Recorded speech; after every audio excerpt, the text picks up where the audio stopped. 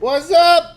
How We are live. we are live. We are on for another episode of UFA Off-Season. And thank God for fucking The Rock and pro wrestling because this show would be hard to do without it. Um, how y'all doing this evening? I'm still Bro, the tribal chief, so I'm very grateful. Made it just in time to get that in, huh? Oh yeah, you thought I was gonna miss this? Oh, okay. It's making you're feeling pretty good about it, huh? Feeling Well, pretty the good fact going that I get today. to hold on to this thing and host WrestleMania Night One and have you guys stare at it while you watch Uh, WrestleMania is going to be great. well, listen, bro. The thing, bro. When you're an actual pro, when you're a real pro, you don't have to brag about it all the time, bro. bro, Yeah, I do, brother. Bro,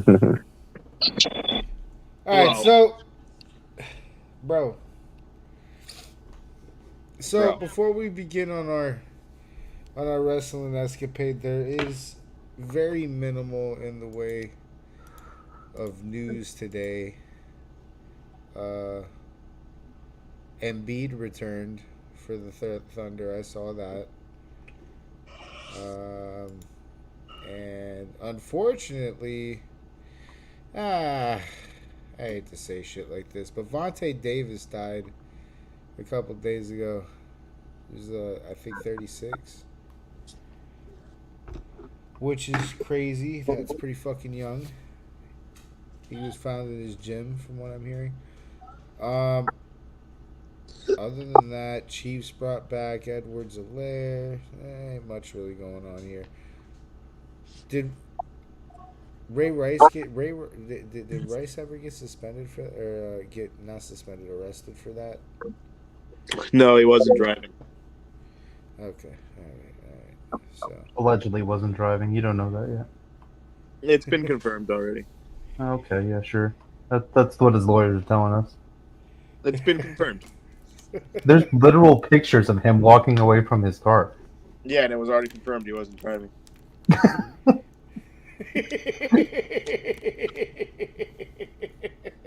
He's got good lawyers. I'll give him that. Yeah, if that's what's been confirmed already, hell yeah. If somebody's taking the fall, then it's somebody else. But it's already been confirmed he wasn't the driver. His friend's a fucking idiot. Whoever's taking the blame for him is a fucking idiot. Could have gotten a huge payday. Yeah, probably got a big payday. Um. So yeah, that's really much on news. We got somebody. Ray Rice got arrested, or didn't get arrested. Vontae Davis died. You keep calling him Ray Rice. Or It's not Ray Rasheed Rice. Rice. Rasheed Rice.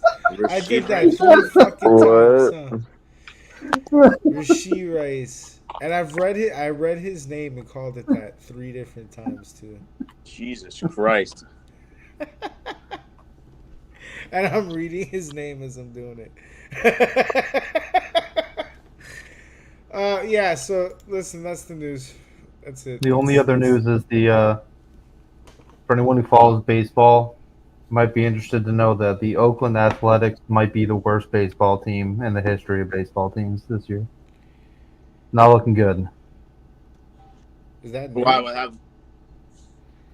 They're ass. So they're moving, and they've decided to just do absolutely nothing until they move. They've won one game so far this year, and their lowest amount of runs that they've given up so far, I think, was 4. They've given up 12, 9, 8, 6. They're on a pace to like allow the most runs ever. Jesus. Yeah. I mean, we're only 6 games in, but still. No. Jesus. So let's talk about some wrestling, right? That's what we want to do today. I heard Carmelo Anthony went to the Nuggets. What? What? What? That's not news. That's historic facts, Cody. Oh. Wait, Cody, what? You mean Think he's we're playing? going You mean he's playing again? He unretired? Cody, Hold think on, we're time going out. to What wrestling. did He Cody came just out say? of retirement. That was an April Fool's joke. Holy shit. Oh, you fucked. I forgot about. Oh. Yo, I just gotta say, Cody is perfect for the podcast. This is what we needed. This is awesome, bro. Thank- Like, oh, thank- I didn't realize it was April Fool's yesterday. Oh man, oh my fucking. bro, you must have got fucked by so much information yesterday. Wait, hold on, what? Anything that you thought you learned yesterday isn't real. I was high. That was high. Yeah, so that keep it at that. Like anything that you thought you learned yesterday wasn't real. So Not even Bigfoot's existence? no, definitely not. Oh, that's real. That's been real. Yeah, come on, man. Evidence. All right, continue. Y'all want to get to this SmackDown, or do we? Smackdown. Smackdown on that ass. Might as well get to the show that sucked before the one that we really want to talk about, right? It's our jobs. It's what we do. Hey. Wait, you guys get paid for this? Yes, No. I am. Who's paying? Do we have sponsors? I have sponsors because I'm the title belt holder. All right. Who are you sponsored by? No, that's a pretty good question. Can you answer that one? Where did Teeth go? Where did Teeth go? What? Hold on. You like how I did that?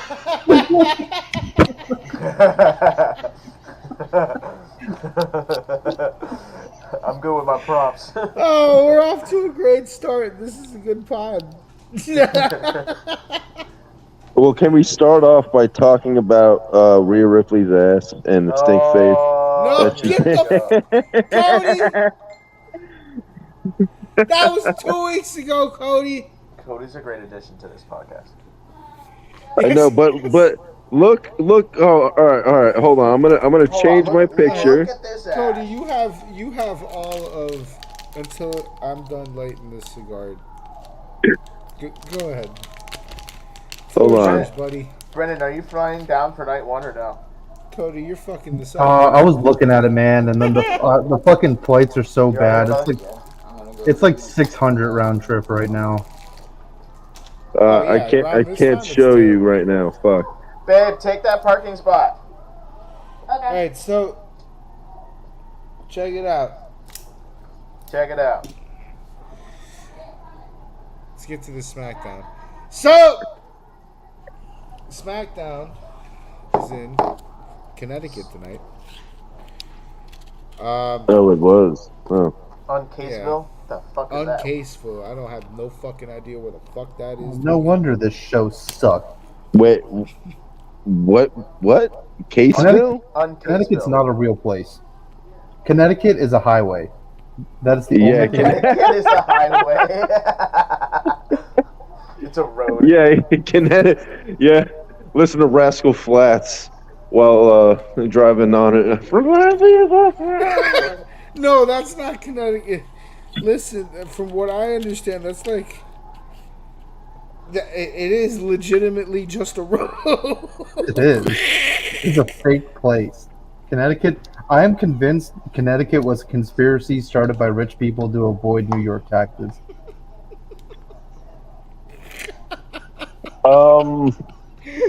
Yeah, it makes sense.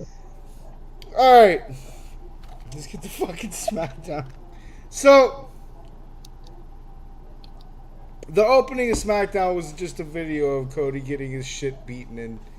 So that was fun. We get to relive. We're gonna relive Cody getting massacred like 3 different times, and it's awesome each and every time. After that, we know that Bloodline's in the building. But we open with Randy Orton and Kevin Owens versus Pretty Deadly. I hate this fucking tag team. I feel so bad for them, but whatever. Who, I can't Pretty wait till Deadly? they get through the injury bug so they can get rid of these fucking retards. Why do you hate Pretty Deadly? It's just they don't sell. It's a dumb gimmick. It's a dumb gimmick and they don't sell and they're not entertaining. From now on, I'm going to call them Meat Spin. You guys are just being homophobic. Seen since Meat They Spin. can call it all No, they dude, want, the gimmick, but they're that not gimmick entertaining. would have worked like 10 years ago when it was, you know. When wrestling It's just- sucked. When it was popular. Yeah, when wrestling sucked. But it's not a good gimmick now, bro. Like, it's just not. Pretty Deadly is a fucking horrible gimmick, and I feel bad for those guys. But, all right, Yeah. so Those guys must get mad pussy, though. We're on the podcast if you want to join. they probably do. You're on the podcast? Yeah, the Poodcast. The podcast? Yeah, Viv, what's up? We need the wise woman. He knows how to get me. I'll be on in a second. She's there. Yeah, man, SmackDown is just. I agree with you, man. I think they're taking the real PG route here. It's very basic. It's very generic. It's such a generic product, and the fact that you're putting Randy Orton and Kevin Owens against Pretty Deadly, it's like, why? Like, Well, I'll tell you why. So this is a match that's set up from a previous encounter last week between Kevin Owens and Pretty Deadly in Aldous' office. When Pretty Deadly comes out, Wade makes sure to call them dancing queens, which I died when he said that. Because, yes, that's perfect. Randy Orton can be seen complimenting the disco ball and Pretty Deadly's entrance, which was funny too. Randy Orton's a very nice guy. He's a he chill really dude. is actually. He's a really nice, chill dude. Yeah, but no, I mean just the character right now. He's just fucking. Daddy's back. He's that's pretty fucking cool. I'm gonna whoop your ass in about 30 seconds. But it's fucking pretty cool, dude. I like that. I like your shirt. I like fucking this version of Randy's awesome. But all right, so the match is pretty standard. It's not a bunch of craziness. No real showcase for anyone. It's just a very standard ass match, which I can't expect much with the pairing that's going on here. The match makes it to the outside a few times as Randy's looking to use the announcer's table. This is going to be teased three or four times in the whole bit. At some point, this fight is taken for a second time outside of the ring, with Orton looking to use that table, but Pretty Deadly gained a numbers advantage while KO is standing in the ring. And it's at that point Logan Paul comes out with from under the ring with a pair of brass knucks and knocks Kevin Owens out. Then he goes back under the ring and hides. Pretty Deadly scores a pinfall victory on Owens. Randy's understandably pissed about it. Hold up, let's bring the wise woman in. Hello, Governor. Anyway, Cody cried. Wow. Nice photo. yeah, right? Yes. My kids saw that Nice and was like, whose profile picture is a pair of butt cheeks? Wait, that was your kid? Yeah. Setting So, a good example here. yeah, dude, for real. Good job. Come on, bro. Come on, Yeah, bro. Yeah, bro. So not cool, bro.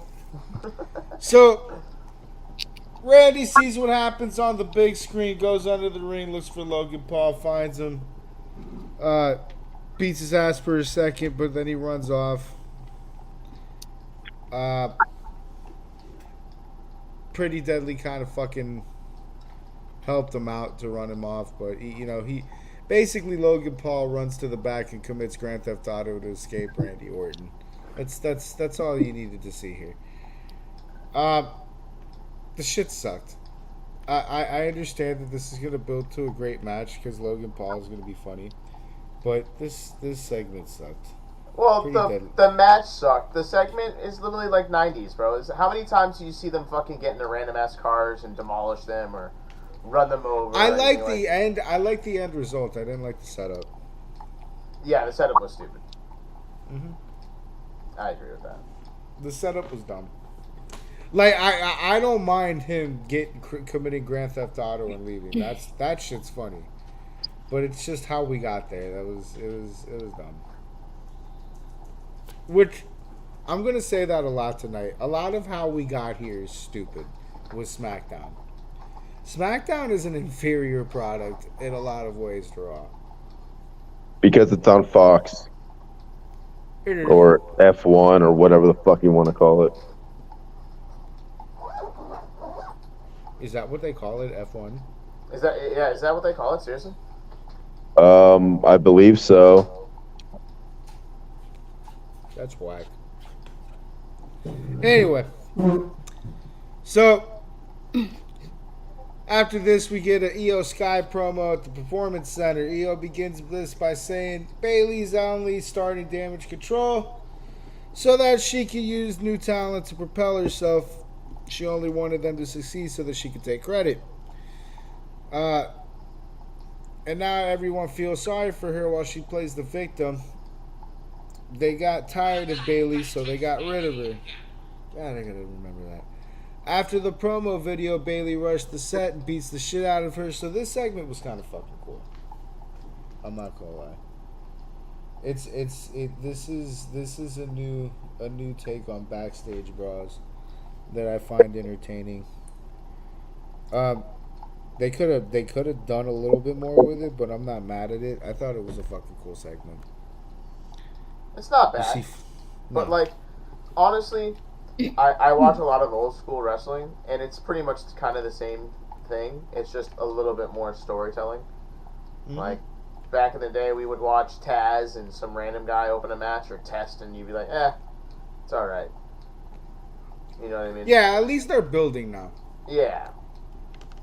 And I don't mind it. The building is nice.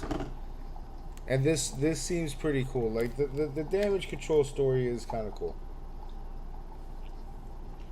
I'm not going to lie. It's one of the only things in SmackDown that's kind of cool. So, after that, we get a Jade Cargill promo. So, it's Nick Aldis in the ring being generic as fucking humanly possible while he introduces Jade Cargill to the ring. Jay comes out to a very sick entrance. I don't know if you guys saw that entrance. That entrance was fucking awesome.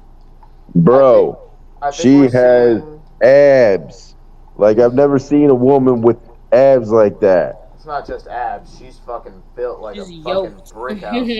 Dude, Like, she looks like an upgraded Bianca Belair, bro. Yeah, an upgraded Bianca Belair. Which I think is what WWE is going to try to go for, is just, you know, big, bulky black women seems to be the go-to right now.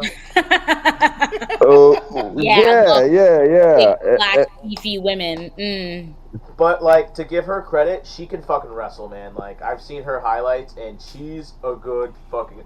I want to consider her just like Bianca, Bianca's really good with her spots. And I was watching Jade Cargill when she was at AEW, and she was one of the top, like, she knows her shit, she's really safe to work with, and it's entertaining. So I think WWE is just trying to beef up their women's division. And I'd love to see a rivalry of Jade Carmichael versus Charlotte Flair. I think that would be fucking entertaining beyond recognition. So I'm on the Jade Cargill train. I'm on it. I'm on the hype train. Dude, yeah. I mean, she needs to work on her mic skills a little bit better. It's okay. What mic skills? That boy said, "What mic skills?" I think it's crazy. I haven't heard her talk. Like, actual matches at WrestleMania, though. No, she talks in this promo. So, Jay came out to a very sick entrance in the ring. She grabs the mic, cuts a very chat GPT ass promo, basically saying nothing but it's about damn time, which I agree. Yeah, 100%. 8 weeks of teasing. It is really about damn time. Oh yeah, I went outside to smoke a cigarette. Yeah, that's right. She also said the storm has arrived, and that's it. That's the promo. That's what you got. So, like I said, she needs to work on her mic skills. Hey, but who made her dress with this skimpy outfit where it's like the plastic that you put on top of the Tupperware lids and shit? I did. Oh, you mean that red shit that she was wearing? Yeah, it looks That like shit looks so plastic. it is. It's literally plastic. I was gonna say it is literally plastic. No, I mean Weird hard, look. cheap plastic. Hard, cheap plastic. Like what he described is perfect. The Tupperware lid plastic. And I don't understand that. All right, so after that, we got a Dakota Kai backstage interview, which is nothing much. It's just Dakota Kai bitching about Bianca vowing to whoop her ass. She does say some shit. I do find it hilarious, though. She had one line. It was funny. And it was what we said earlier. What has Jay Cargill done but stand around for weeks?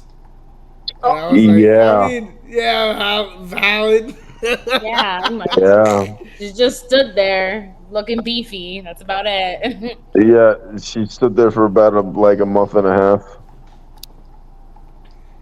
Yeah, we're like, how about you? Jay Cargill, what has she done? She sat around for weeks. Like, what? So, Yeah, basically.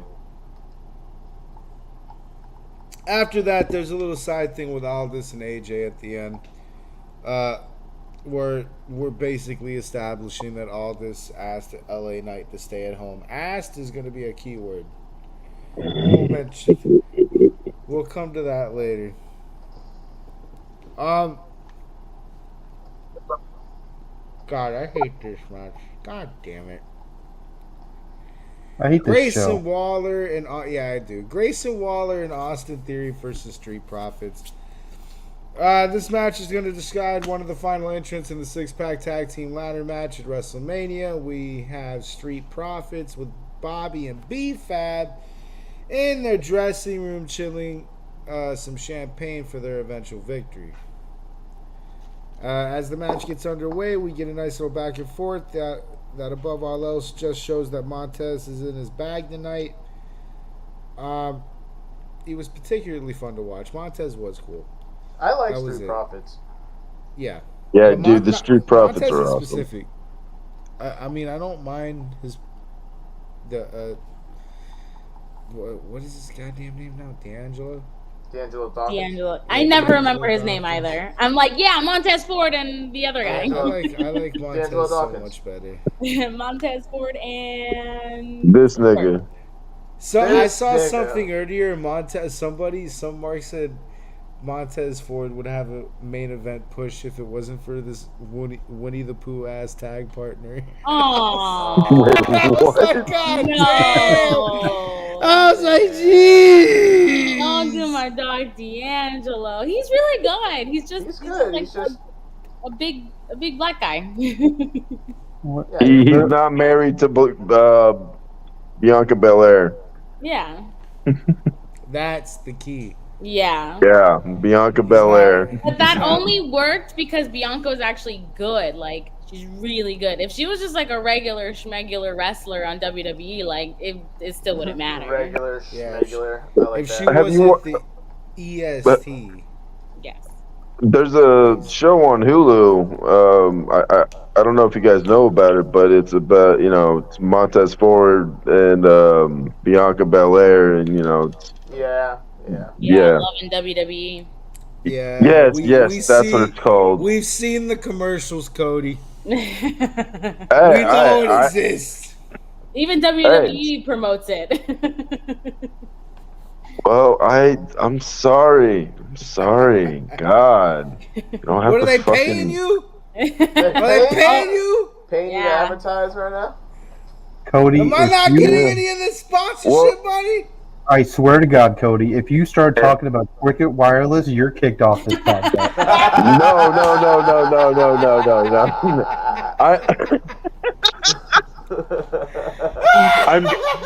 But I am going to ask you about your car's extended warranty, though. Oh, kick him God, out. they found me. Kick him out. Fuck! No. But like that's They why. found me in a podcast. son of a God bitch. damn it. Yeah, but that's why Montez is more popular and why people remember his name more because of that show. I've never watched it, so I wouldn't know. I just know him as the better guy from Street Profits. I know him as the better Street Profit guy. All right, I know them as the guys that'll just be there to get put through ladders during WrestleMania. There you go. Yeah. So this match is interrupted by the big screen coming on, showing that Karrion Kross and Scarlett have crashed the dressing room party. They've laid waste to Bobby and B-Fab, and now they're drinking the damn champagne, while they're scolded Bobby about drinking on the job. These assholes. The audacity. I love them though. They're awesome. I like that whole gimmick.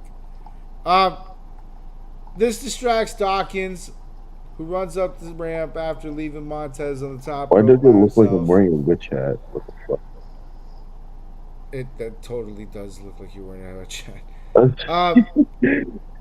Anyway, he's left on the top rope by himself, Montez, to get reversed by Waller and pinned. So after the match, AOP arrived to beat the shit out of Street Profits, and Lashley runs up the ring to get his ass beat too.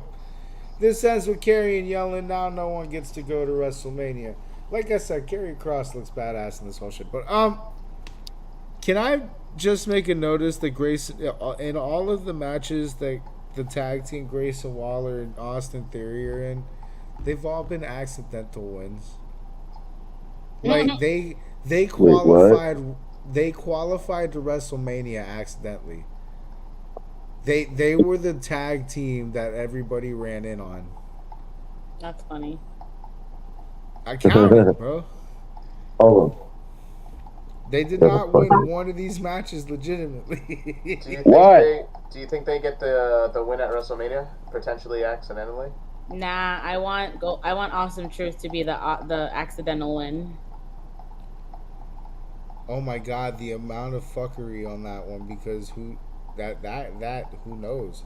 It could be either one of those what's teams. weird that I've heard and they keep saying this too, is that that match stops when both sets of belts are retrieved. So I think they're gonna split those belts back up.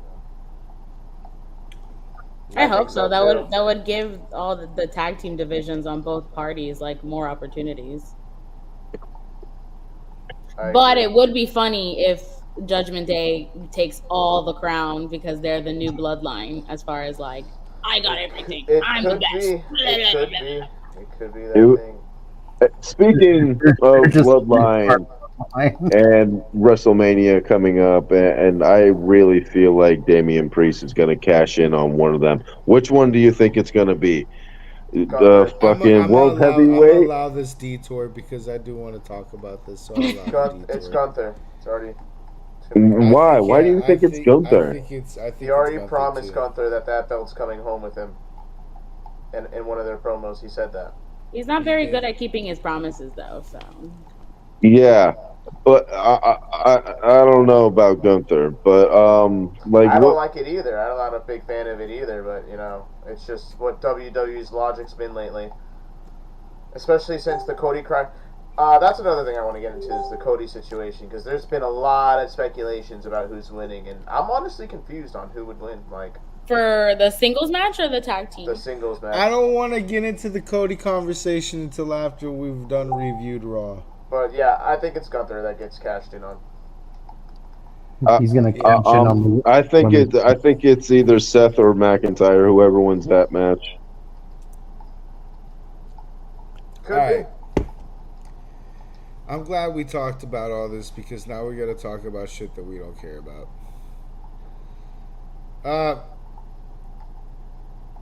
Jesus. I didn't even write the proper cleanup notes for this fucking thing. That's how much I didn't care about this. We just had a Legado del Fantasma and LWO promo. Basically, the only thing that we get out of this is, and I want to stress this enough, I'm just going to basically summarize it. Because the whole thing is drug out and it's fucking stupid. The only thing that was funny about this was when we get to Dom, he can't talk. Go right there. My cat just trying to claw on my shoulder. So, Santos comes with his crew to talk shit on Ray after beating him last week with help of Dom. So let's bring out Dom. Thank Dom. Come out. Dom comes out. Santos thanks Dom. It's a whole little jerk fest. Dom can't speak into the microphone. He says in Spanish, "Shut up, let me talk." And it's of no use. So Dom's got to scream all of his lines. He's got to scream all of his lines. Ray comes out to put a merciful end to Dom bullshit. And he gave a challenge. He wants basically Santos Escobar and Dominic Mysterio in a tag match versus him and a partner of his choosing. Now this is the part in the whole promo that I was like, oh, okay, I'm interested for a second. I was like, all right, wait, who could it be? Is it? And they're running through it in the ring. They're like, all right, is it who? Which one of the people in the fucking ring? It's not going to be anybody in the ring. It's the new member of LWO. And I'm thinking, oh God, they got who? Fuck, is it Hoovertude? Fuck who could? And then they build up all this suspense. It's fucking Dragon Lee. It's like the biggest I don't give a shit reveal I've ever seen in wrestling. Who's Dragon Lee? Exactly. Who? It's that guy with the mask and the tail on the end of the fucking mask. He's like the other like up and coming lucha guy that's like decent. Wow. Don't care. Yeah. He's like the replacement of Sin Cara. Yeah. Oh, definitely. Yeah. That's fucking perfect. Yeah. He's Sin Cara Jr. Anyway, yeah, so that's it. That's all this boiled down to. And then it leads to a beatdown because fucking Zelina slapped the dog shit out of Elektra. That's it. That's all this shit was just establishing the WrestleMania match. Who the fuck are any of these people? They're the other minority. But that's the problem with this fucking division. Like, we're going from memorable, like, you know who fucking Eddie Guerrero and Rey Mysterio are. Like, you know who Carlito is. Who the fuck is Dragon Lee, dude? They were trying to push him really hard. But the thing is, like, the storylines with the Hispanic people aren't really hidden. They're not hidden. Even that, no. Let me tell you, I like the Santos Escobar gimmick. I do like Santos Escobar. Yeah, I like him too. I like his gimmick. I like the LDF. It feels like Miami and gangster type shit. You know what I'm saying? That's the thing. Like, you can't just shove a bunch of losers in my face and be like, oh, cool, they're Spanish and they fly. I'm interested. No, they gotta have a personality. They gotta have a story to them. Like, I can't, like, just be like, oh, he's Spanish and he fucking jumps. I'm invested. The last time that they did that He's was Samoan and he's luchas that like awesome. were big and were interesting. Like now they have too many. Now it's too now it's too many. Yeah, build the wall. Oh my fucking god! Bring me some guacamole. Fuck. At least we made it 30 minutes into the podcast before monetization got taken away. We made it far this time, guys. That's a good record. Last 40, time, actually, about 40 minutes. Pretty good. Last time it was 30 seconds. Yeah. Build the wall. Oh god, that was great. All right. So that was a bunch of nothing. But when we're gonna get to a bunch of more nothing, it's Judgment Day backstage. So just filler. This is filler. Which, why do we have to have... Have you noticed Judgment Day's just always backstage on both episodes? They've done this for a month now. Every filler segment is just them shooting darts. Do we know what show these guys belong to? I think they belong to SmackDown.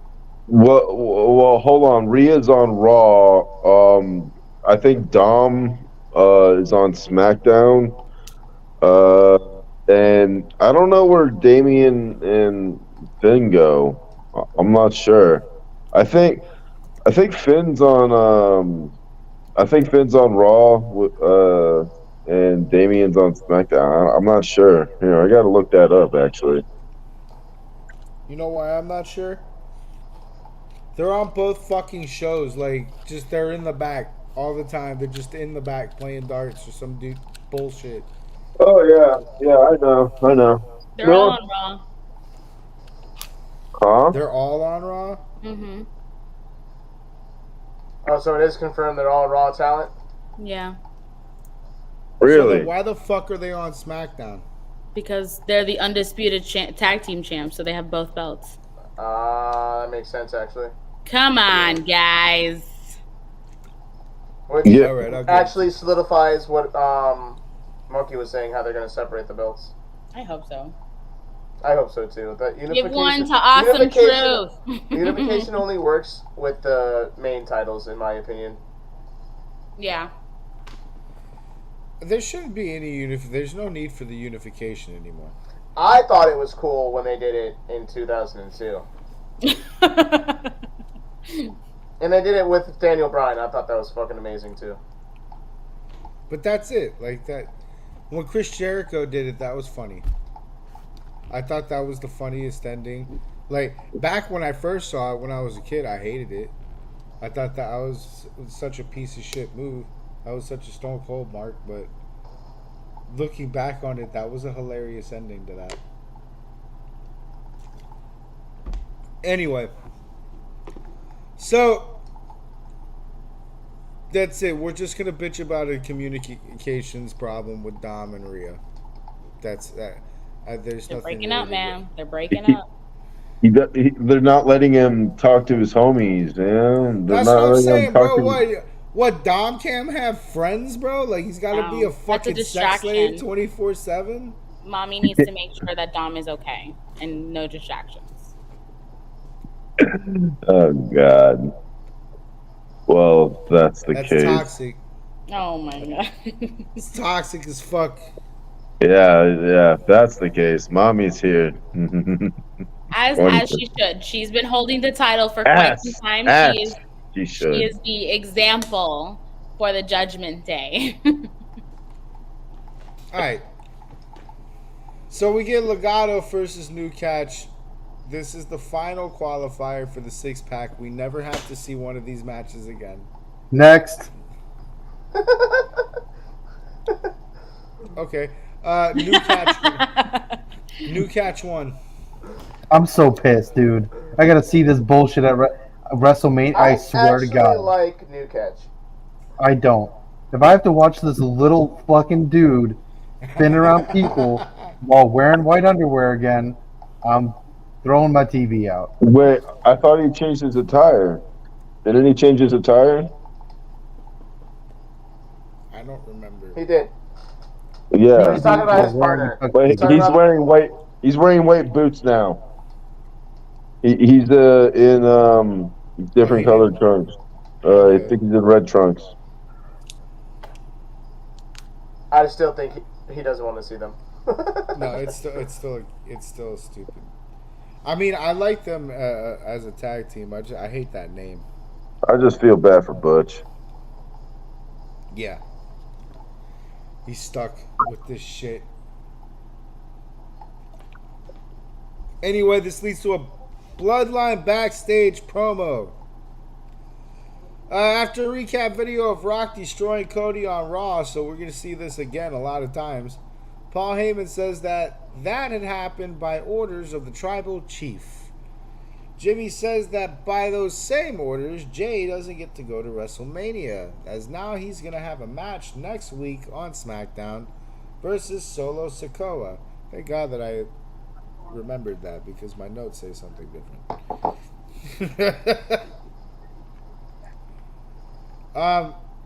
Which, by the way, I like how we'll get to it again later. I like how Solo's just being used to beat the shit out of people. He's like the new Joe. Samoa Joe. Yeah. You're gonna meet level 1 person, and then when you beat him, you're gonna be tired. Because that's how that works.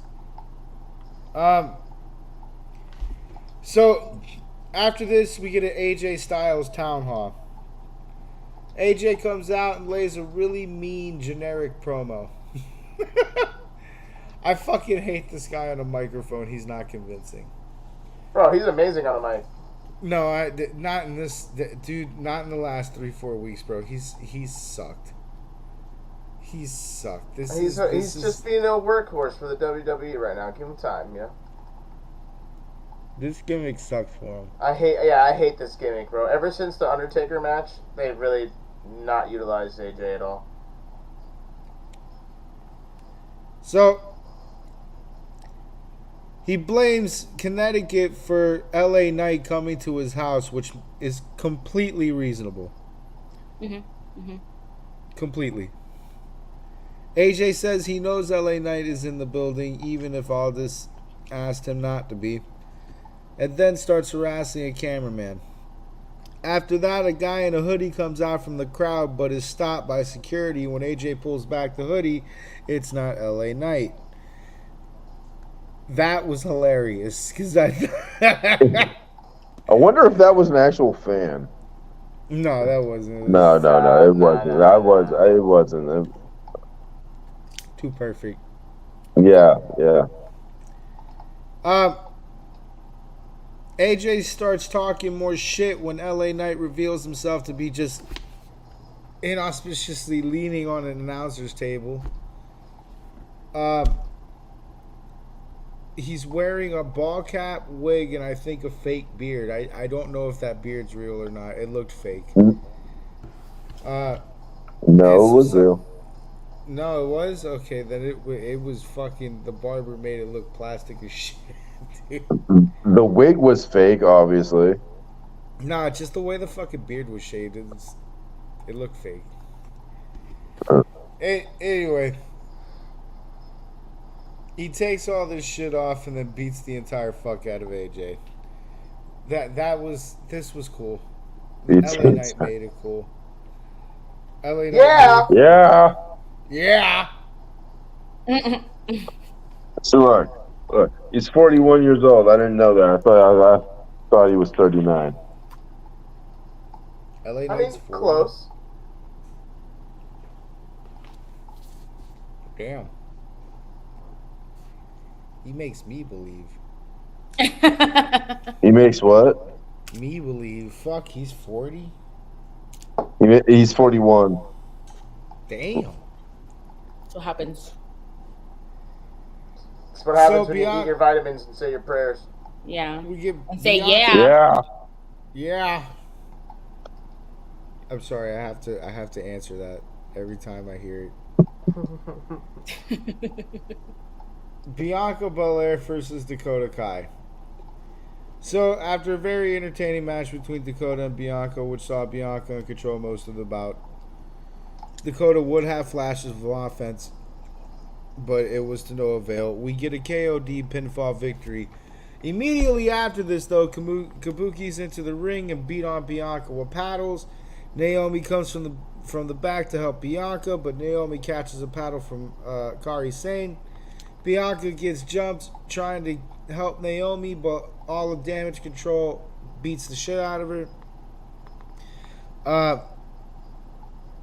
And that all happens to Chance of Bailey. This is when Jay Cargill comes out from the back, walks to the ring, and cleans the entire house. The odds are even, and now we have a WrestleMania match. And I think... is that for the tag team title? No. That's just Jay Cargill is 31 years old. The Damage Control problem. So as of right now, we don't have anything set for the titles technically. Jesus.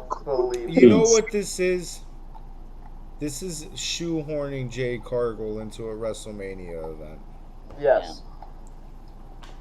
If you Google her, at it, but that's what it is. If you Google her, the third picture you will see is her just fucking ripped everywhere. And so, can you see that very well? No? Oh, wait, hold on. Yeah, can you see that? No? Jesus. Yes. She'll beat the shit out of any one of us here. Yeah, bro, that's what I'm saying, dog. I'd fuck her up. Wait, what? Yeah, I'd fuck her too, man. I'd let her give me some. No, you're not fucking her. You're not He said fucking I'd her, fuck no. her She's up, bro. fucking you. Bro, I'll let her peg me. Oh my god. She'll break your sphincter, man. What is wrong with us? Yeah, I know. What is wrong with us? Hey, I didn't say it. He said it.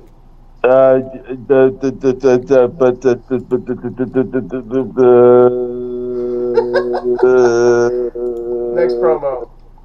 So no, there is no next promo. That's the show. So we want to get to the fucking The spicy event.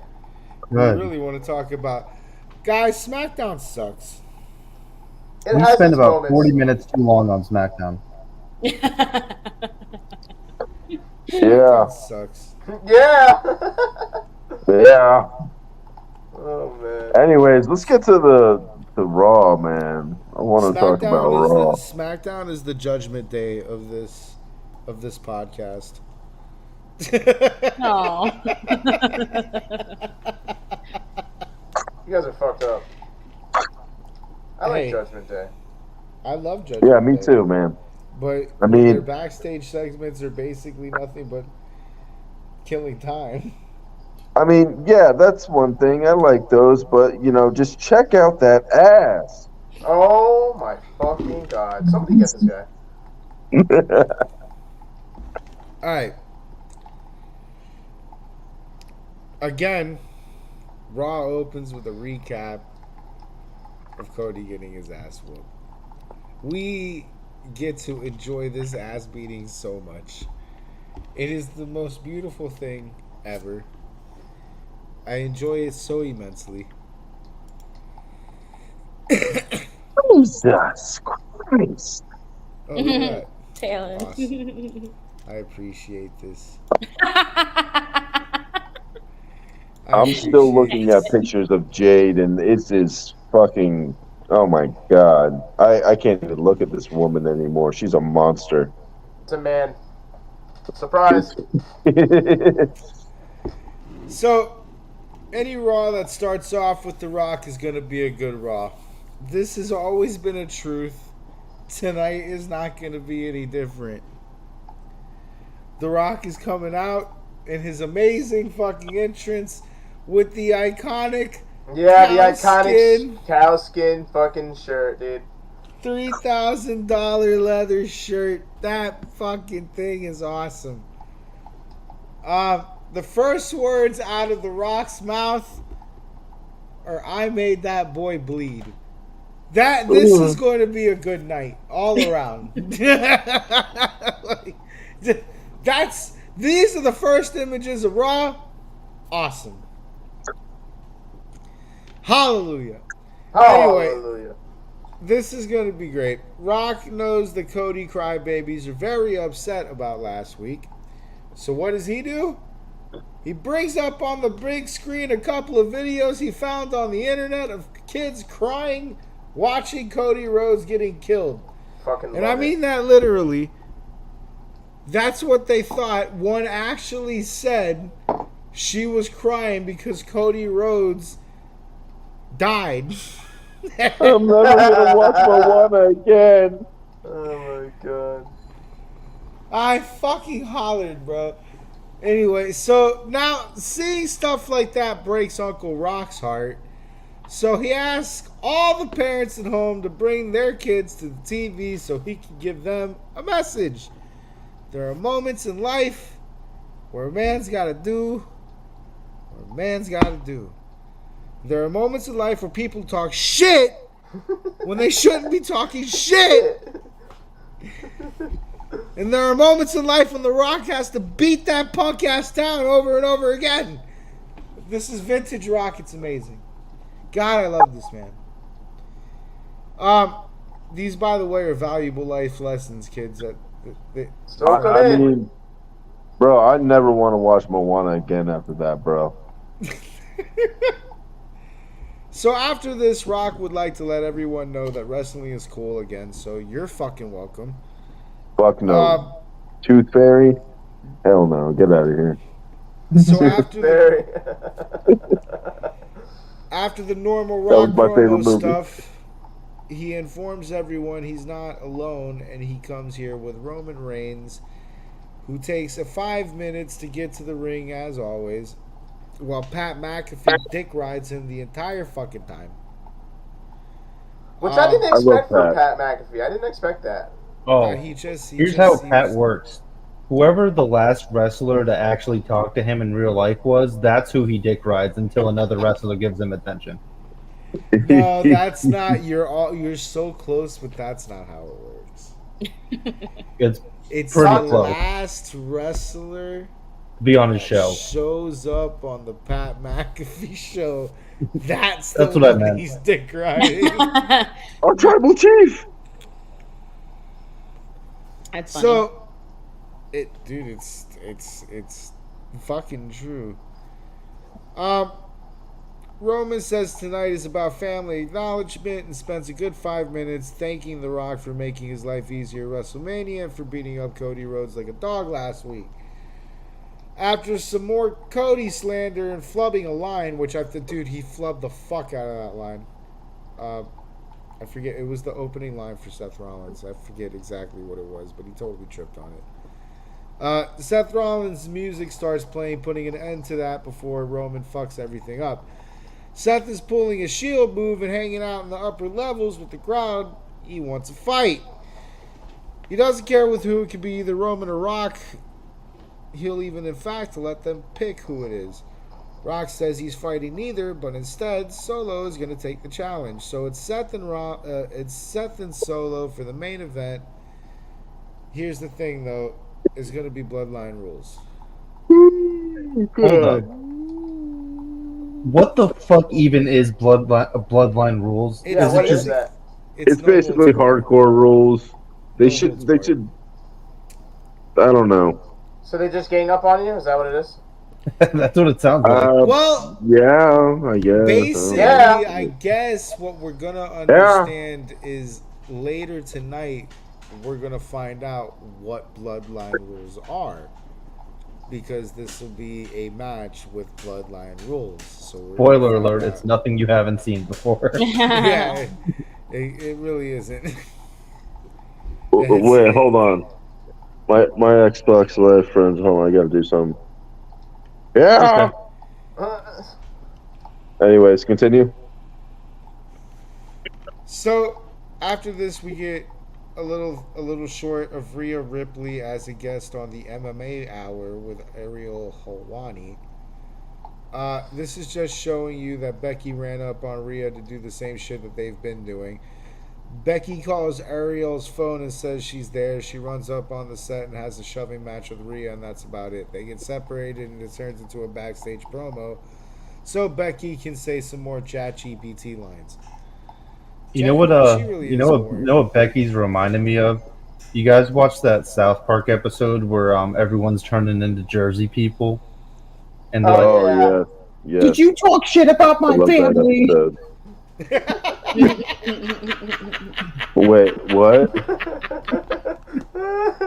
Don't you talk about my family? Oh yeah. Fuck New Jersey. Anyway, check out CM Punk's interview if you want to laugh about Tony Khan being a fucking weirdo. Didn't they call Osama bin Laden? Yeah. That was the one where they called Osama bin Laden in. Look, they're right. If I had to make a choice, who would you rather, have live next door to you? Someone from Jersey or Al Qaeda? I'm picking Al Qaeda every time. I'm picking Al Qaeda every time.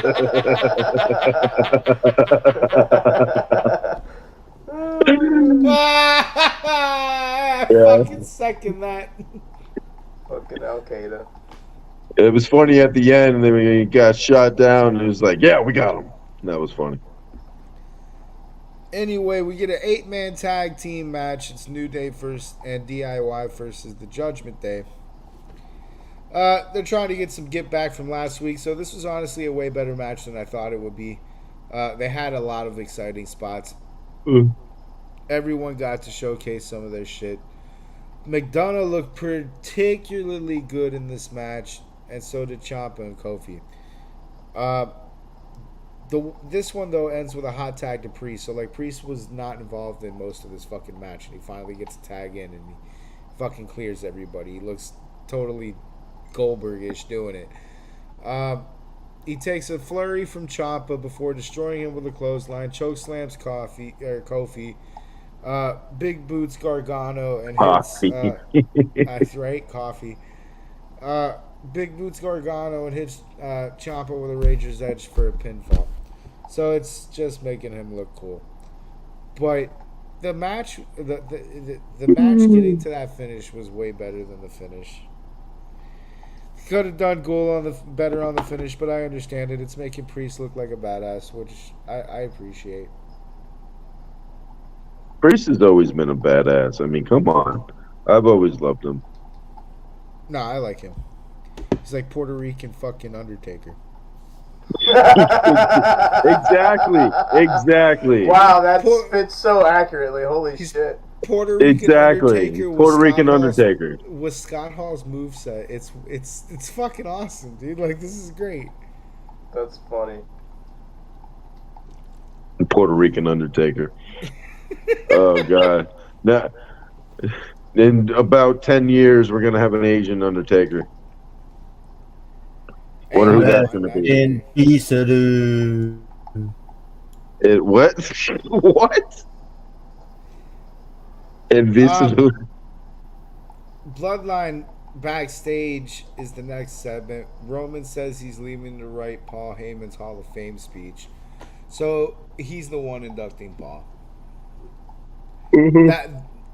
That's it. The Rock will handle things tonight. That's the promo. This is just basically telling you to stop fucking talking about it. We're getting Roman Reigns for the induction. Sammy and Gable at the Performance Center. Gable is training Sammy. That's it. It's a Rocky montage that turns into a Days of Our Lives sob story of Sammy being afraid and turns back into a Rocky montage. It's lame as shit. No, this was the start of a gay porno. What?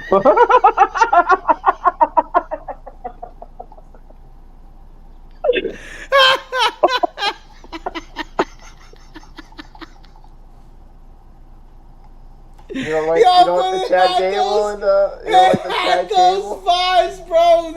When they had that little fucking moment, they got a little too close to the ring. I was just like, "Oh, are you guys gonna kiss?" This is getting weird. This is the beginning of a gay porno. Guys. Okay. Shit's getting weird. They start writing a book like Brokeback Mountain. He puts him in that headlock. It's Sammy's like, "Oh no, why'd you do that?" And Chad's like, I had to get you ready. I can't tell you the things that you want to hear. I need to tell you the things that you need to hear. Like, you got a big cock." Oh my fucking god, dude. Starts playing cheesy pornographic music. Oh, I'm done. I'm dead. I can't breathe. I think I just got laid. I am dead right now, as you can see. So take a picture. Oh god. Oh fuck yeah! This shit was. I don't even know what I'm saying right now. This shit was super fucking lame, bro. I can't tell you. The only thing that we're building Gunther and Sami Zayn to be Rocky. Why? Why are we doing that? Is Sami Zayn gonna be at WrestleMania like, yeah? Like, what are we doing, dude?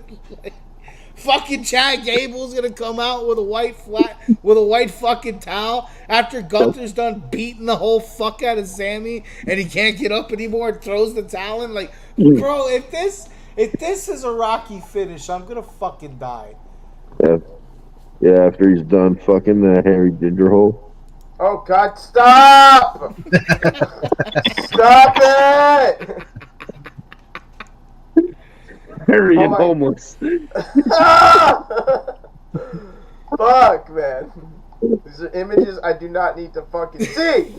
And Gunther's gonna look at him. You're gonna go, "I like it because your beard is balls."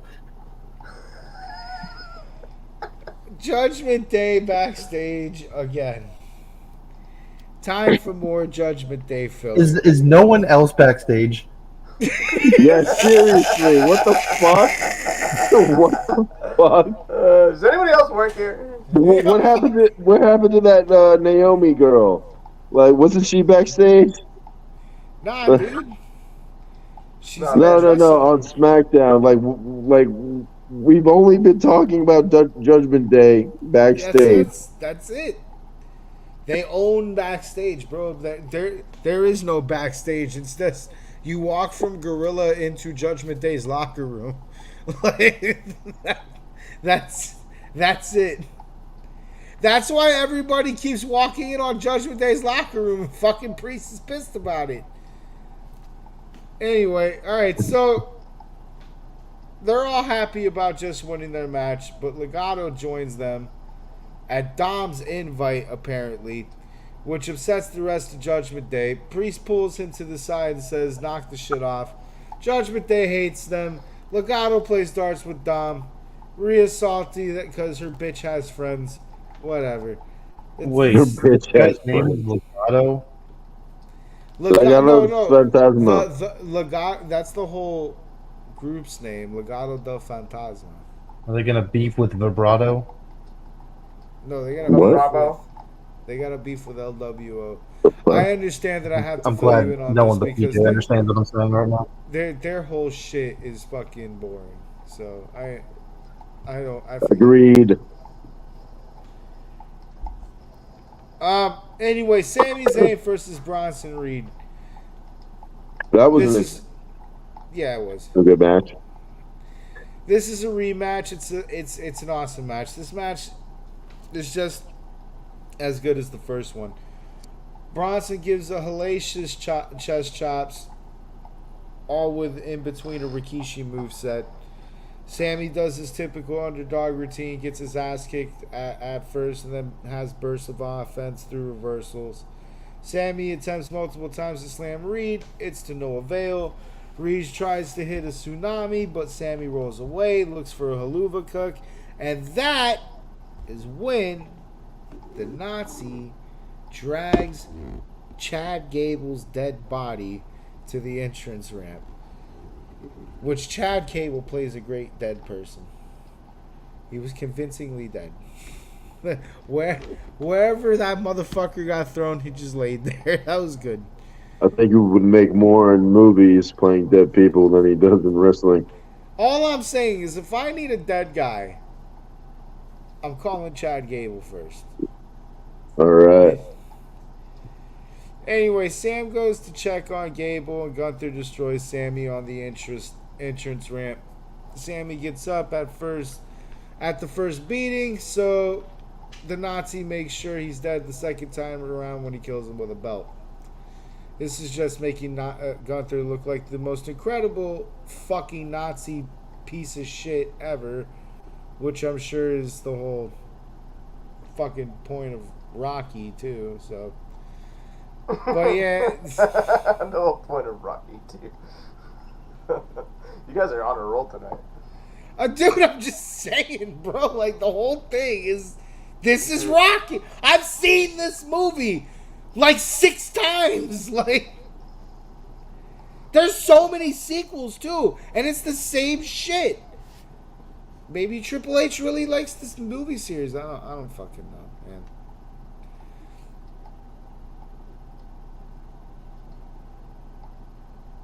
Okay, no, I don't even know why this is even in the notes. I gotta fucking get that out of here. Anyway, Jey Uso backstage with Lil Wayne.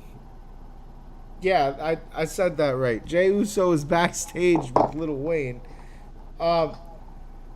He walked up on Lil Wayne. He's just chilling backstage. I love that. He's just by himself on some fucking, what is this, on a ladder set, just no explanation, by himself backstage, just chilling. Yeah, so we've had Lil Wayne's been backstage this whole fucking time, but yet we can only see the Judgment Day. Correct. Yeah. Lil Wayne has been backstage this whole fucking night, and we can only see the Judgment Day. That is portal that the Judgment Day doesn't own, by the way.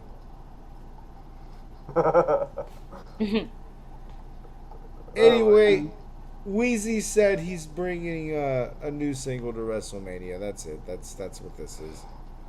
We could have found a better way to do this, but all right. After that, we get Maxine Dupree and Ivy Nile versus Indy Hartwell and Candice LeRae. So this is your weekly reminder that Candice LeRae is a cunt. Let me take a drink of that one. So this is a short match with a little back and forth, mainly to get Ivy Nile some nice looking spots. And it lets Candice LeRae bully Maxine more. The finish comes when Candice shoves Ivy off the top rope. Ivy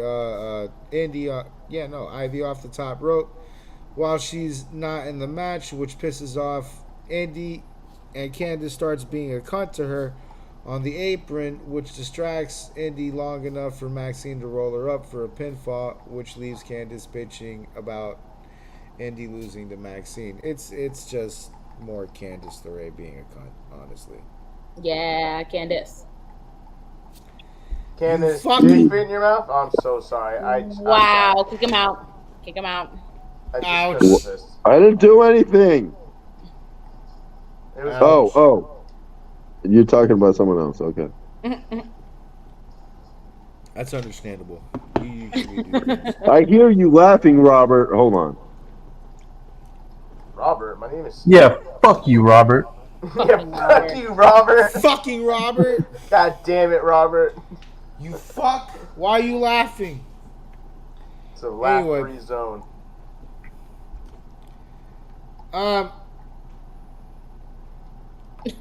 You went to go He's take out. it. He wants to go beat the shit out of Robert. You fuck!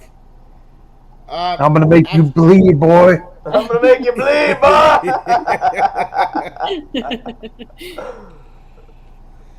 So after that, we get a Drew McIntyre at a funeral chapel.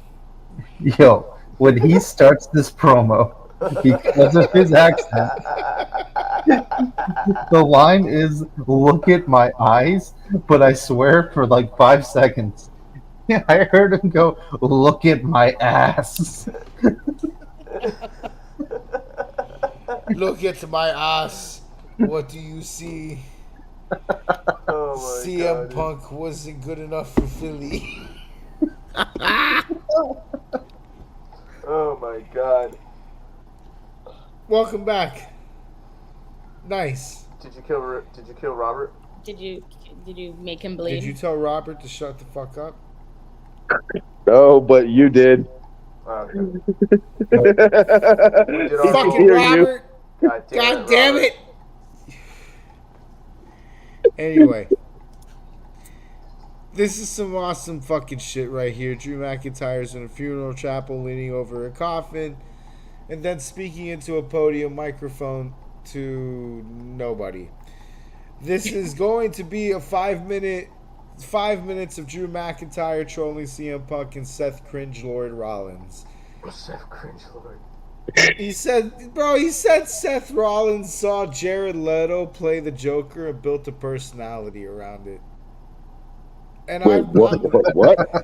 I'm never gonna. First off, that's the wrong Joker, but he's right.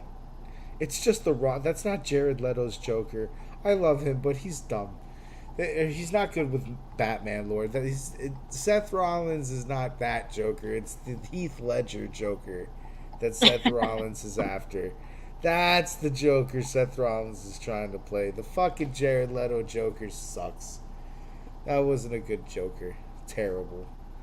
But I get it. I understand where he was going with it, so I laughed either way. It was funny. At WrestleMania is going to take the workhorse in the back and put him down once and for all. Amen. Man. I like this promo. This was funny. This was great. I don't understand. It's so out of place for Drew. But it's great. Guys, my keyboard is sticky from when I spilled beer Oh on my it. God, bro. No. Oh, man. I Like, spilled beer you on it. gotta start that off No. a little bit different, my friend. You're supposed to tell us first that the beer's been Keyboard. You're spilled. supposed to tell her the beer that I spilled caused my keyboard to be sticky. Not, yo, my keyboard is sticky. Stop looking at Rhea Ripley's ass. Yeah, for real. It would solve your dilemma right there. Jeez. Yeah, right here. Yeah. But like, remember when I spilled the beer last week? That's the proper way to start that Nope, too one. late. You already said my keyboard is sticky. That's all I heard. Doesn't matter. It's just the enter button or the shift button. Of course, the It's shit over. button. It's over now. Just dig in your own hole. Just Fuck. Oh my.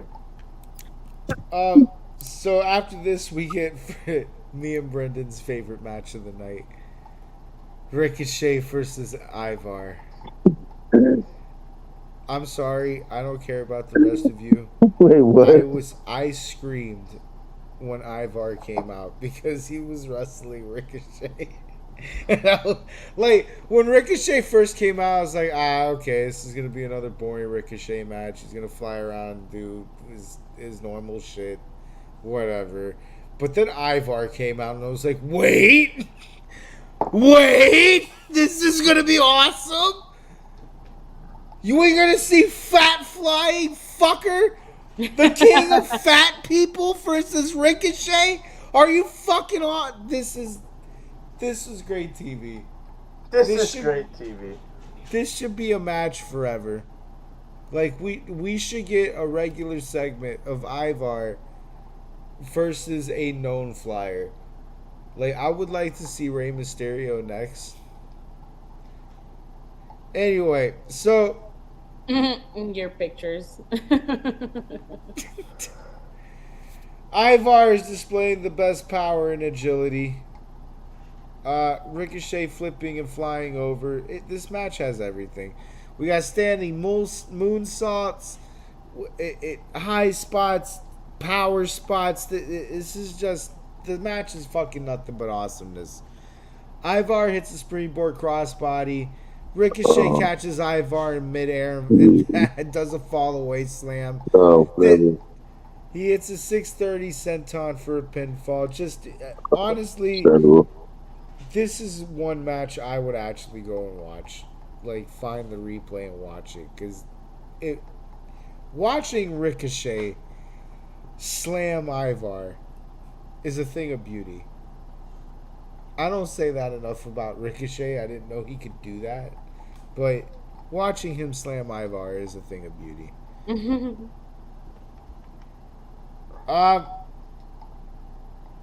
Look, some more Judgment Day backstage filler.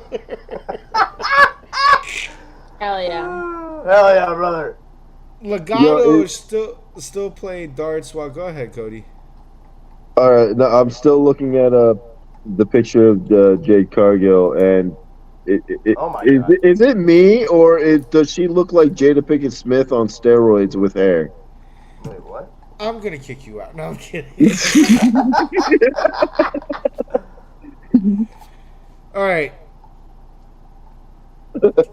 God damn it. Yeah, way to lose my train of thought there. Judgment Day back. Yeah, no, Legato is still playing darts while Priest bitches about Ricochet. Mysterio says if JD can't handle Ricochet, he's got a guy that can. Andrade enters the screen. Mysterio says if Andrade handles Ricochet's problem, or the Ricochet problem, he'll be a full member of Judgment Day. They agree. Rhea leaves to handle Becky in disgust. Priest wants to... Again, dude, Rhea just has a problem with fucking Mysterio having friends. Yeah. Fuck? I like the idea of them Dom breaking off and just ruining Judgment Day too. Toxic. Yeah, bro, because he's a prick. Toxic. Red flags. All types of red flags. At the end of this, Priest wants to know if Legato are using his darts, and Dom says he told them not to. Dom is a horrible roommate. This is, first off, that is bullshit. okay, to the highest, because when you watch the segment from earlier when we last saw Judgment Day, Dom invited Legato to play darts. They said, hey, let's play some darts. But I told him not to. He is a piece of shit roommate, bro. He's the guy that's late on rent. He doesn't do the fucking dishes, and he lets people play on your drum set. Damn. I'm telling you, dude, he's a fucking terrible roommate. Fucking dirty Dom, bro. Dirty Dom, man. Wow, makes sense. What's his name? I've had roommates like Dom before. I've had roommates like Dom before too. Fucking prick, bro. This is the guy that's always late on rent and fucking has some sob story. Oh, I need to buy food, man. Well, fuck. Starve, bitch. Nah, Yeah, bro. Well, it's really hit maybe you hard, huh? well, maybe not fucking drink the 17,000 fucking beers and let everybody play on my drum set. Really hitting a spot there, huh? Yeah, Triggered some memories. Monkey Okay. scarred. I've had some bad roommates, all right? It's I okay. don't like Dom. Me too. They suck. I'm like Pat McAfee with Dom. Fuck that guy, man. Fuck that guy. But you Anyway, love his dad. yeah, no, his dad's awesome. His dad's the reason I put up with him. He calls you, come on, it's okay. I'll talk to him. He never does. The dad is the one actually paying you rent. It's not Dom. I'll cover his rent this month. I'll cover his rent, don't worry. Dog, I've said this before and I'll say this again. Those boos will turn into cheers and he still won't be able to hear himself. Damn. No, You guys are all bro. anti-Dom, huh? No, listen. What? Fuck Dom, all right? I love that he's a heel. I think it's so awesome for his No, character. I like his heel character. But fuck it. But fuck him. All right, that's a fucking You terrible love to roommate. hate him. That's the point. Terrible fucking roommate that guy is, all right? Can't stand bad roommates. They're the worst. I need to let somebody. Let's use put the that on a fucking sign. darts. Dom, you're a bad roommate. Yeah, there we go. That's That's a perfect sign, bro. Dom's a bad roommate. No, guys, I already made up my mind. Next time they do a show here in Wichita, I'm getting pro hard camera, and I don't know which wrestler will do this for yet, but someone's gonna be eating corn the long way. What about long way? What? What about long way? What? Yeah, Cody, have you ever tried eating corn the long The way? long way? Well, it is 2024 now, so It's 20. we'll give it a shot. Gotta stay woke. Oh my god. Yeah. There you Yeah. go. Yeah. Oh my Yeah. god. Oh, that's why. Okay. Let's talk more about Cody fucking eating corn the long way, man. While I pour my beer. Anyway, sorry. Damn, we could have talked about Cody eating corn the long way because this sucks. Becky Lynch, Rhea Ripley promo. Oh god. This is the same Chat GPT promo as always, calling Rhea out. Adam Cole comes out with security and says, nah, that ain't happening. Rhea comes out from behind Adam and says, nah, fuck that, it is happening. Throws her belt on Adam and does her best Isaiah Pacheco impression to get through security to get to Becky in the ring. This doesn't last long. Security catches up and this looks like the same shit we saw last week from them. I don't like how they're building this. The build-up is It's not a good stupid. feud. It's not. No. Because there's not enough heat on it, and they're not putting enough heat on it. Yeah. I feel like they're putting more emphasis on Rhea, like, in Judgment Day and, like, that whole thing, rather than, like, her individual match with Becky. I just can't wait to watch Becky get that ass beat. Me too. That's what I'm saying. It's too obvious Becky's losing the match. If Becky wins, I'd be surprised. I want Rhea to win. No, it's too obvious. If Becky was gonna have a shot at winning, this would be built better. Because you can't just dethrone Rhea off some bullshit like this. Yeah. That ass will win. Oh my god. Becky has no ass. She is worthless. It's going to be great when The Rock inevitably leaves WWE again, and then we're actually going to have to do tier rankings for asses. Yes. Because these shows will all go back to sucking really hard.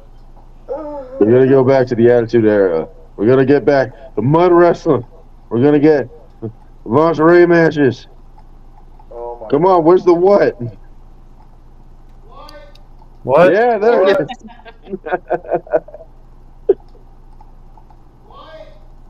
What? What?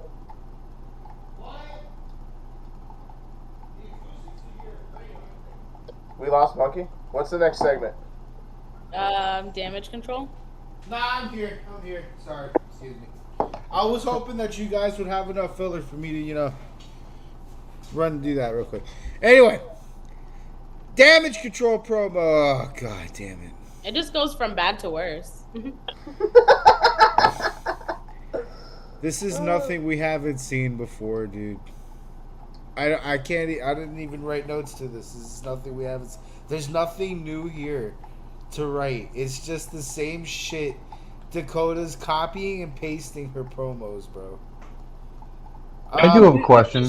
Undercover. At least Io didn't look Dakota shit and undercover Asian. Yeah, that's my question, because I wasn't around during whatever the fuck they're called and when they were made. Why is she like trying to be an Asian? Is she trying out to be an Asian? She's your translator. Well, it was Bailey who. She's the hired translator, so, dude. Yeah, it was. Check her Bailey account. who recruited her. It just so happened that the other three were Asian. You know what it is? They all He's had Australian. Dakota Kai is Australian. Like, it doesn't make any sense. They all had a conversation in Japanese. And basically the conversation went like this. Which one of these white bitches do we need to keep because we need somebody to talk to our agents? Well, do you trust the American or the Australian?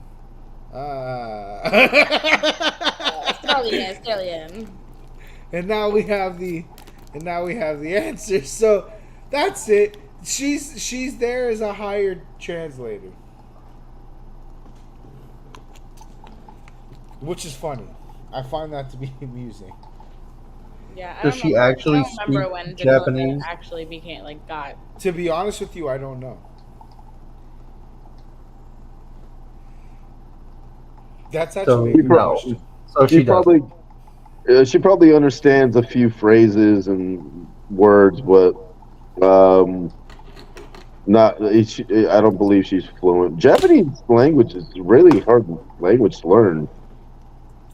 Like, ugh. I don't even want Japanese. Huh? Fuck. Bailey knows Japanese. But she also loves anime, like in general, person. So it made sense. Okay, well, I love anime, and I don't know how to speak Japanese. Yeah, me either. I used to bang this Japanese chick, and I don't know Japanese. There it is. Thank you for your contribution, sir. Thank you so much. No, I don't see anything that he actually knows any Japanese. So 6 women tag team match, Damage Control versus bang this Japanese chick, I still don't know Japanese. So you guys know it? No, it's not sideways. Oh god. I fucking hate you.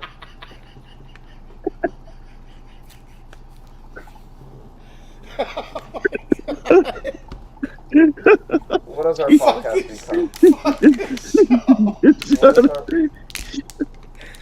Oh god! All right, pretty awesome match to be honest here. We really see some good stuff from Zoe, Tegan, and Kari saying looks better than usual. there's not much more to say. I hate that because it's a really good match, but it's obvious Damage Control didn't come to Raw to lose, so it's really, it's a whatever. Kairi Sane hits the insane elbow for a pinfall. Cody, are you gonna fucking breathe, bro? Like, It's not sideways.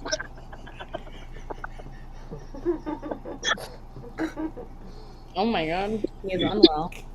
Cody's dead. He's Cody is unwell. crying. Cody is crying. Cody is crying. For real. Don't die on us, please. We don't need that on stream. We don't At need least that turn off your camera if you're gonna keep dying. Yeah, I can't. I can't broadcast it. It's not sideways. Oh god. It goes from someone dying to Rhea Ripley's ass. Yeah, It's a diagonal. Yeah, let's go, Tribal Chief. That's funny. Unpopular. You shut the fuck up. Seth Rollins versus Solo Sikoa Bloodline rules. So, as Seth is making his way to Gorilla, he meets with Drew. He tells Drew, I ain't dead yet. Drew says, yet, which will be prophetic, by the way. Seth and Solo start off hot. Fight makes it to the outside. Rollins throws a few chairs at him. DDTs him into one. Do you think Rollins is sideways? Oh, God. Cody, shut the... Seth eats this table, though. He gets Solo because Solo Samoan drops him through it. It's all right. He'll try it again. He puts steel steps to Solo and then reverses another Samoan drop into a power bomb through a table. So that's in case you're wondering, a 1-1 score on tables.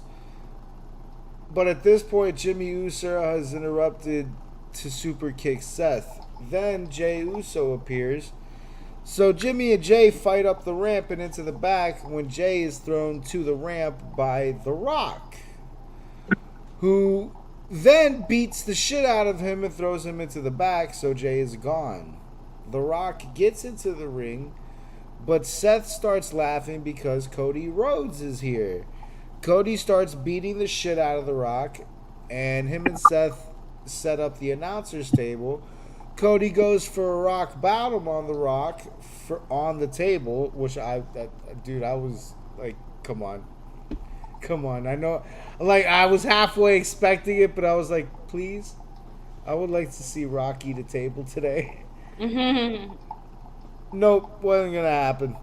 Roman I didn't comes think from so. the It's crowd. gonna happen at Mania. Roman comes from the crowd and trips him up.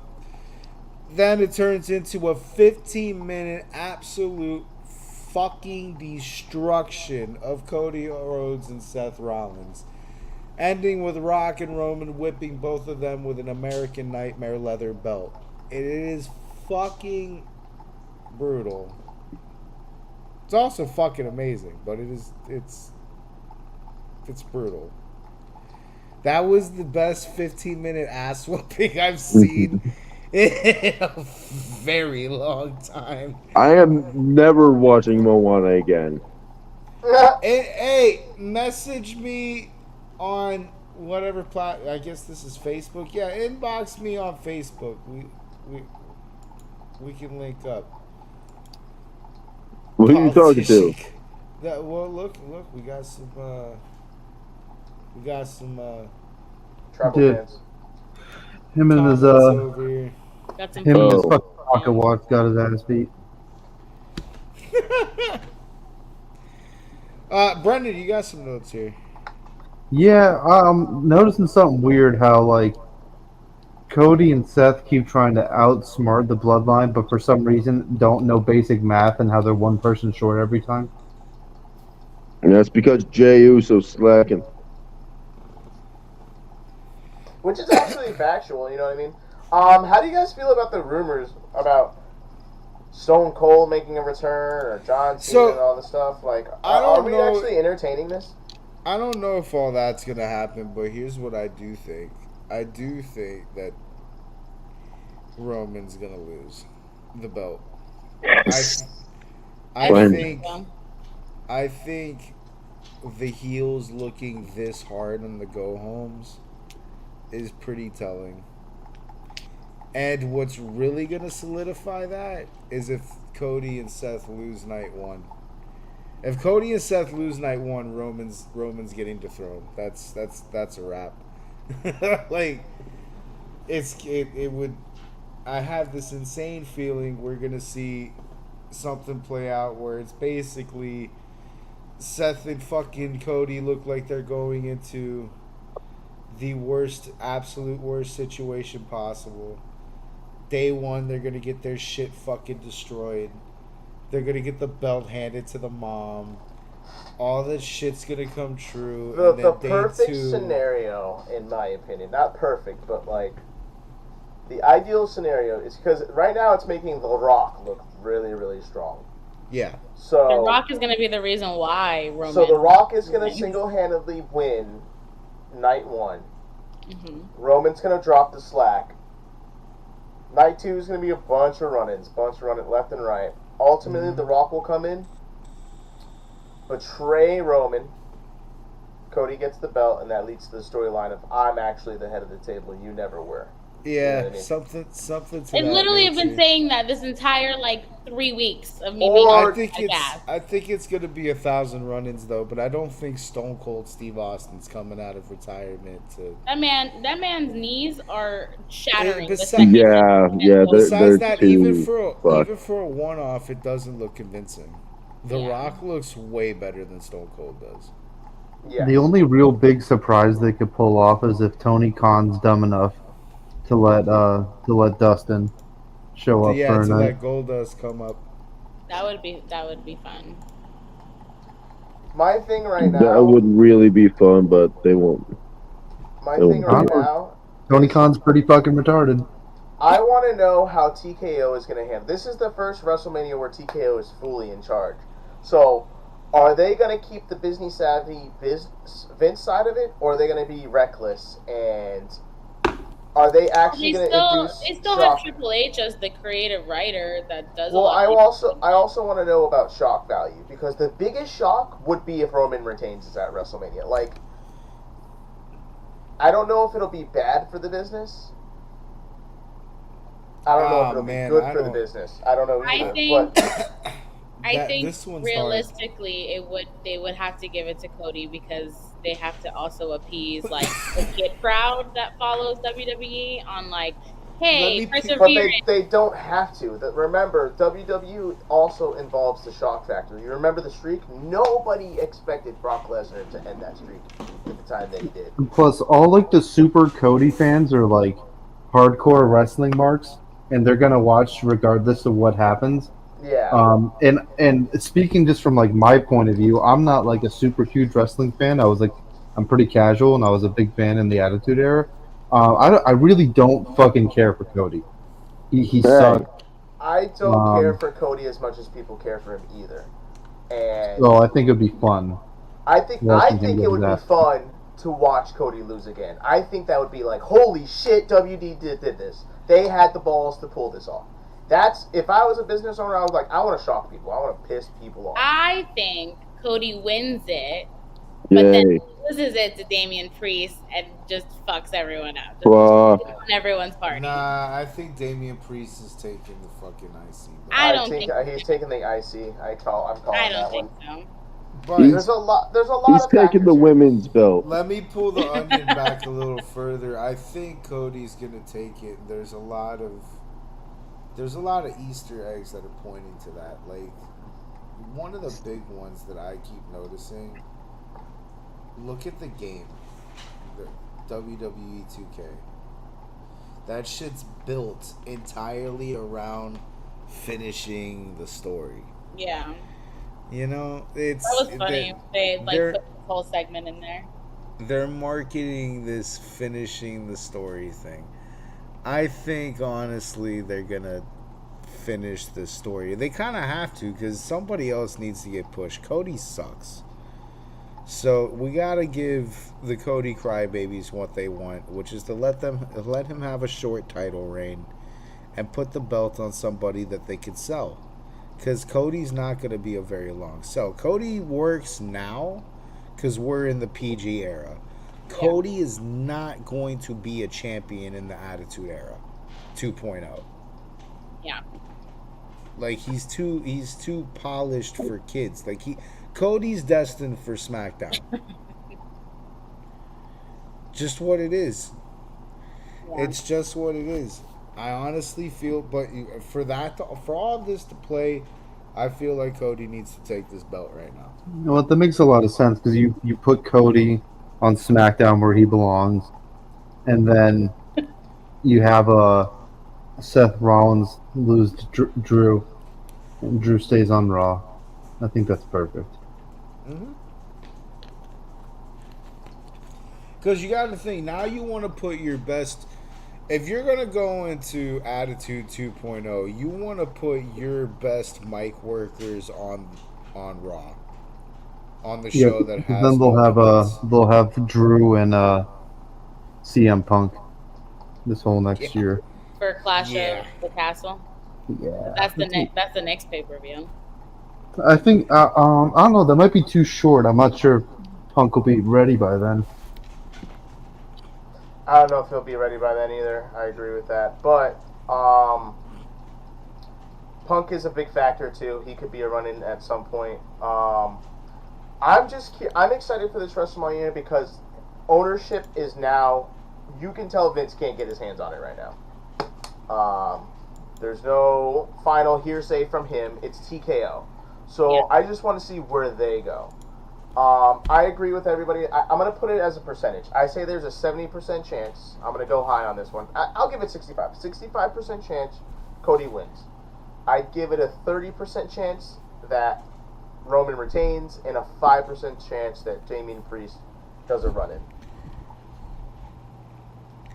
Man, we'll put our bets for day one on what happened. What if Priest doesn't cash? If Damian Priest does do what you think he'll do, then I want him to say, "You have been judged," or some shit like that.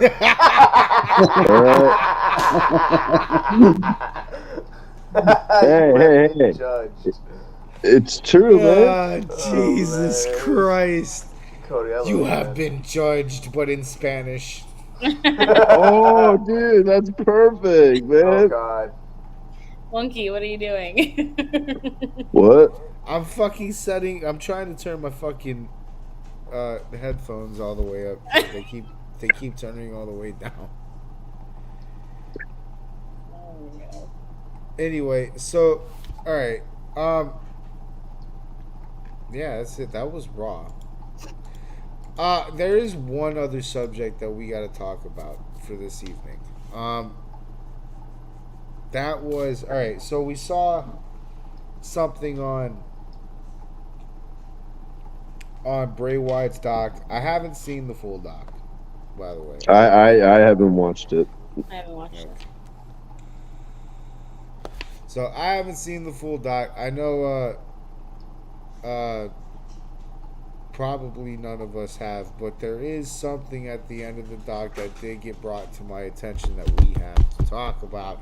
Because I'm a huge Bray Wyatt mark, and this is a big rabbit hole that I want to go through. So at the end of the documentary, there's a little teaser, or what people think is a teaser. It isn't like, oh, we're teasing something and they brought it out. But a lot of people are taking it as a teaser, and it's at the end of the documentary, after everything's done being sentimental. There's a clip where it's a Bray Wyatt fashion cutaway where you see like a little flashes of fucking TV static and shit like that, and then it shows Bray Wyatt's fucking lantern. And it flickers on, and then Uncle Howdy is sitting behind the lantern when the lantern's fully on. So that comes back to something that I've wanted to talk about. What if we bring back Uncle Howdy? Also to note, before I make this I put this into the air. Alexa Bliss is training for her in-ring return. Yep. So keep this in mind for what I am about to propose. But what if we bring back Uncle Howdy? And we bring back Dark Alexa. We bring back the entire story that they were about to tell with Bray Wyatt. But we flip Bray Wyatt and Uncle Howdy. Because how the story was played before Bray Wyatt died was Uncle Howdy was this mysterious entity from beyond, kind of, that was corrupting the thoughts and actions of Bray Wyatt and Alexa Bliss. Well, Bray Wyatt died. So Bray Wyatt can now actually be an entity from beyond that corrupts the actions of Alexa Bliss and Bo Dallas, who's Uncle Howdy. I think we need to do that. I don't know how people are going to take that. As far as, it's not even about how people will take that. The tough part about that is getting the rights from the estate to do that. Yeah, you have me all the way up until Bray Wyatt would be the voice from beyond. I don't know how they pull that off. Well, the estate, there was rumor about that. I didn't pull all of this out of the air. I did call it like a couple days after they died, so a lot of it I did pull out the air. But this isn't a totally original idea. Other people have thought about it, and the family would be down. It's just, they want to give the family time to heal. Which is, it goes back to, well, why isn't Bray Wyatt in the Hall of Fame? Because they want time to heal. Probably that shit too. Yeah. But Bo Dallas is sitting on YouTube teasing a return, and there's this last. I don't think I can get copyright. Well, the family's got to understand too. Like, WWE is a very time-oriented business, so I understand the thought of time of healing, but you can't just be like, oh, we're gonna be on a hiatus for like 10 years, and now we're gonna, you know what I mean? Like, it just. And I thought the timing of them releasing this and having that right before WrestleMania, I think it might happen sooner than we think. Yeah. Because they usually don't do promos like this right before WrestleMania and then do nothing with it. Yeah. Right. That is true. Right. So, hold on. I'm going to... But that's really cool. The family lets that happen. And it's also, you have to remember that Uncle Howdy's Bo Dallas, Bray's brother. Yeah, and so before I play this, to answer that, not just that, but you got to consider. There's two things you have to consider when you're talking about that. One thing is, this would be what Bray Wyatt would want, and that leads to the second thing. This was to get Bo Dallas repackaged, so that we can sell Bo Dallas to WWE. Because if you remember, Bo Dallas got brought in from NXT. He had a great run in NXT, came in to WWE and fell flat because he wasn't interesting. It wasn't good. Leave thing. Yeah, it wasn't a good look for him. So they let him go for a little bit. They brought him back, repackaged him into Uncle Howdy. And this was Bray Wyatt helping his brother get over. So now you have the opportunity to give Bray Wyatt's like final wish some closure. Okay, we're gonna use you to help get your brother over, which is something you were trying to do before you died. So it's a two-way thing. I think this is a great way to honor Bray Wyatt's last I guess. Hurrah. Yeah, not just last hurrah, but last achievements that he was trying to accomplish. Posthumously, which would be that would be something we've never seen. That would be unprecedented. We would have never seen that before in the WWE, where somebody who was actively a wrestler is dead, but is somehow still a part of the storyline after his death. That would be nuts to me.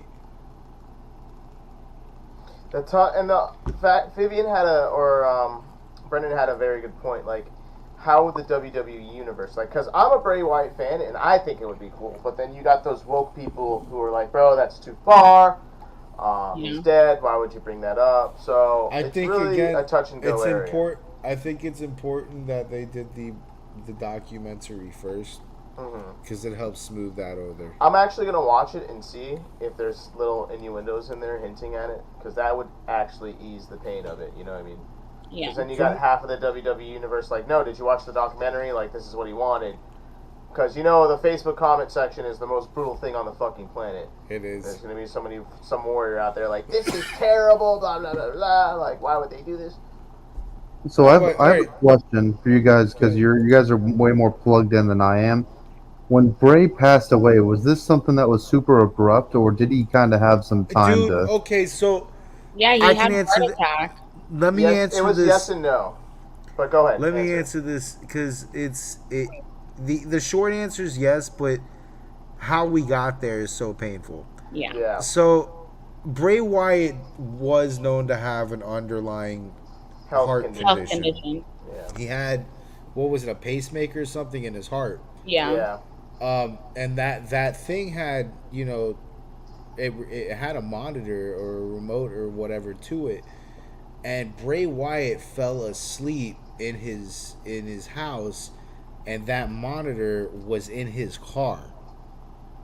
And it was like the thing that was supposed to let everybody know he's having a fucking medical emergency is sitting in his car going off while he's asleep in his bed. So Bray Wyatt died in his sleep.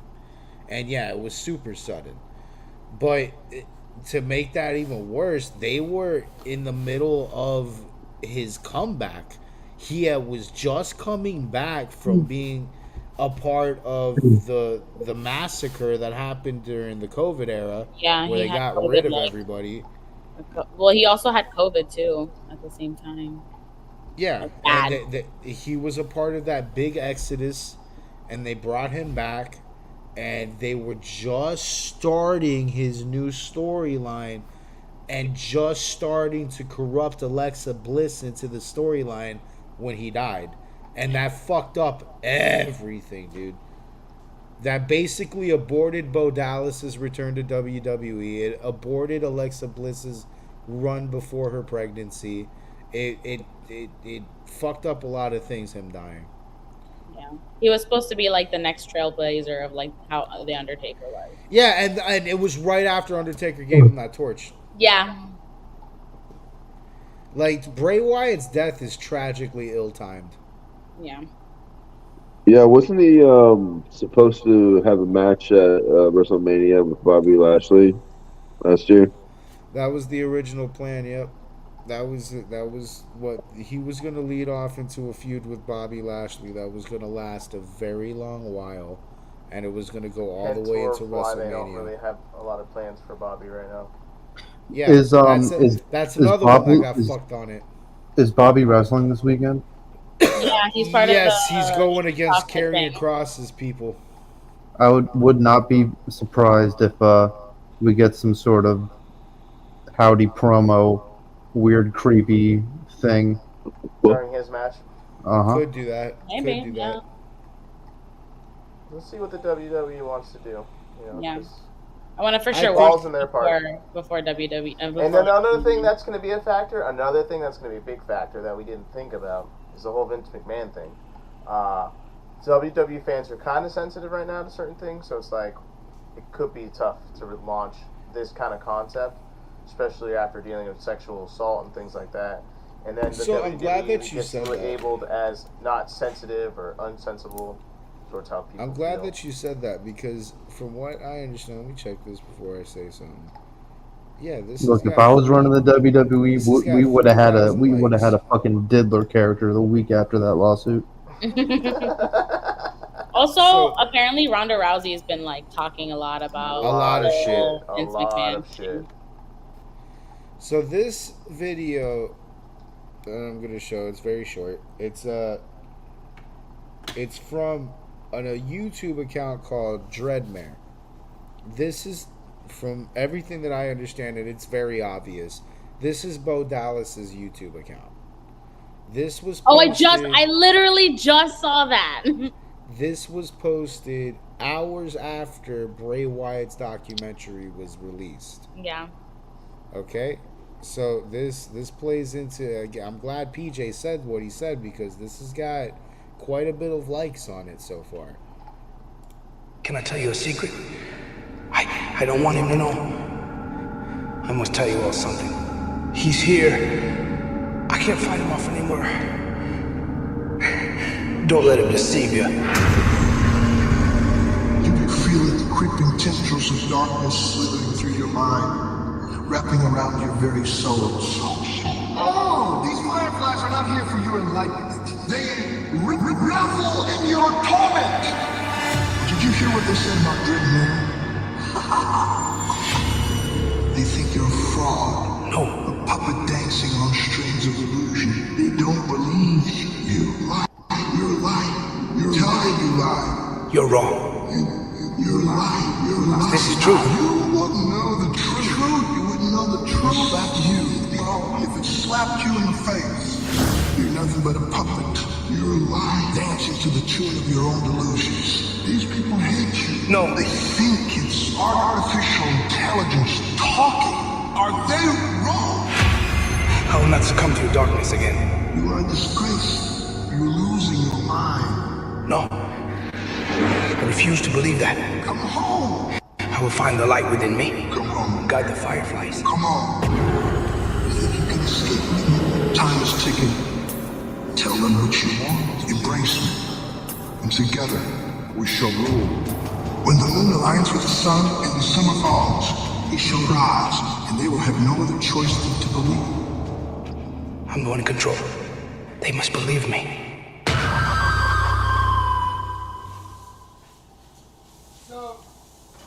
Yeah. Man, I got to tell you, I was feeling it's kind of crazy shut up, yesterday Conrad. watching this CM Fuck Punk off, interview. comrade. You're not getting any fucking. You're not getting Eric any special Bischoff. treatment. We don't need any mortgages. Shut up. But yeah, so other than the proof that I watch other wrestling broadcasts,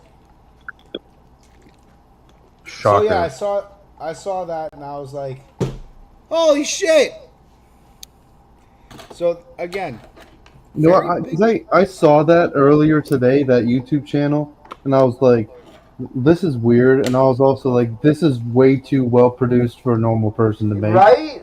That's what I was thinking as well. That's way too well produced for a normal individual. I'm so glad you said that because now I don't have to because there ain't no fucking way Bo Dallas put that bitch out by himself.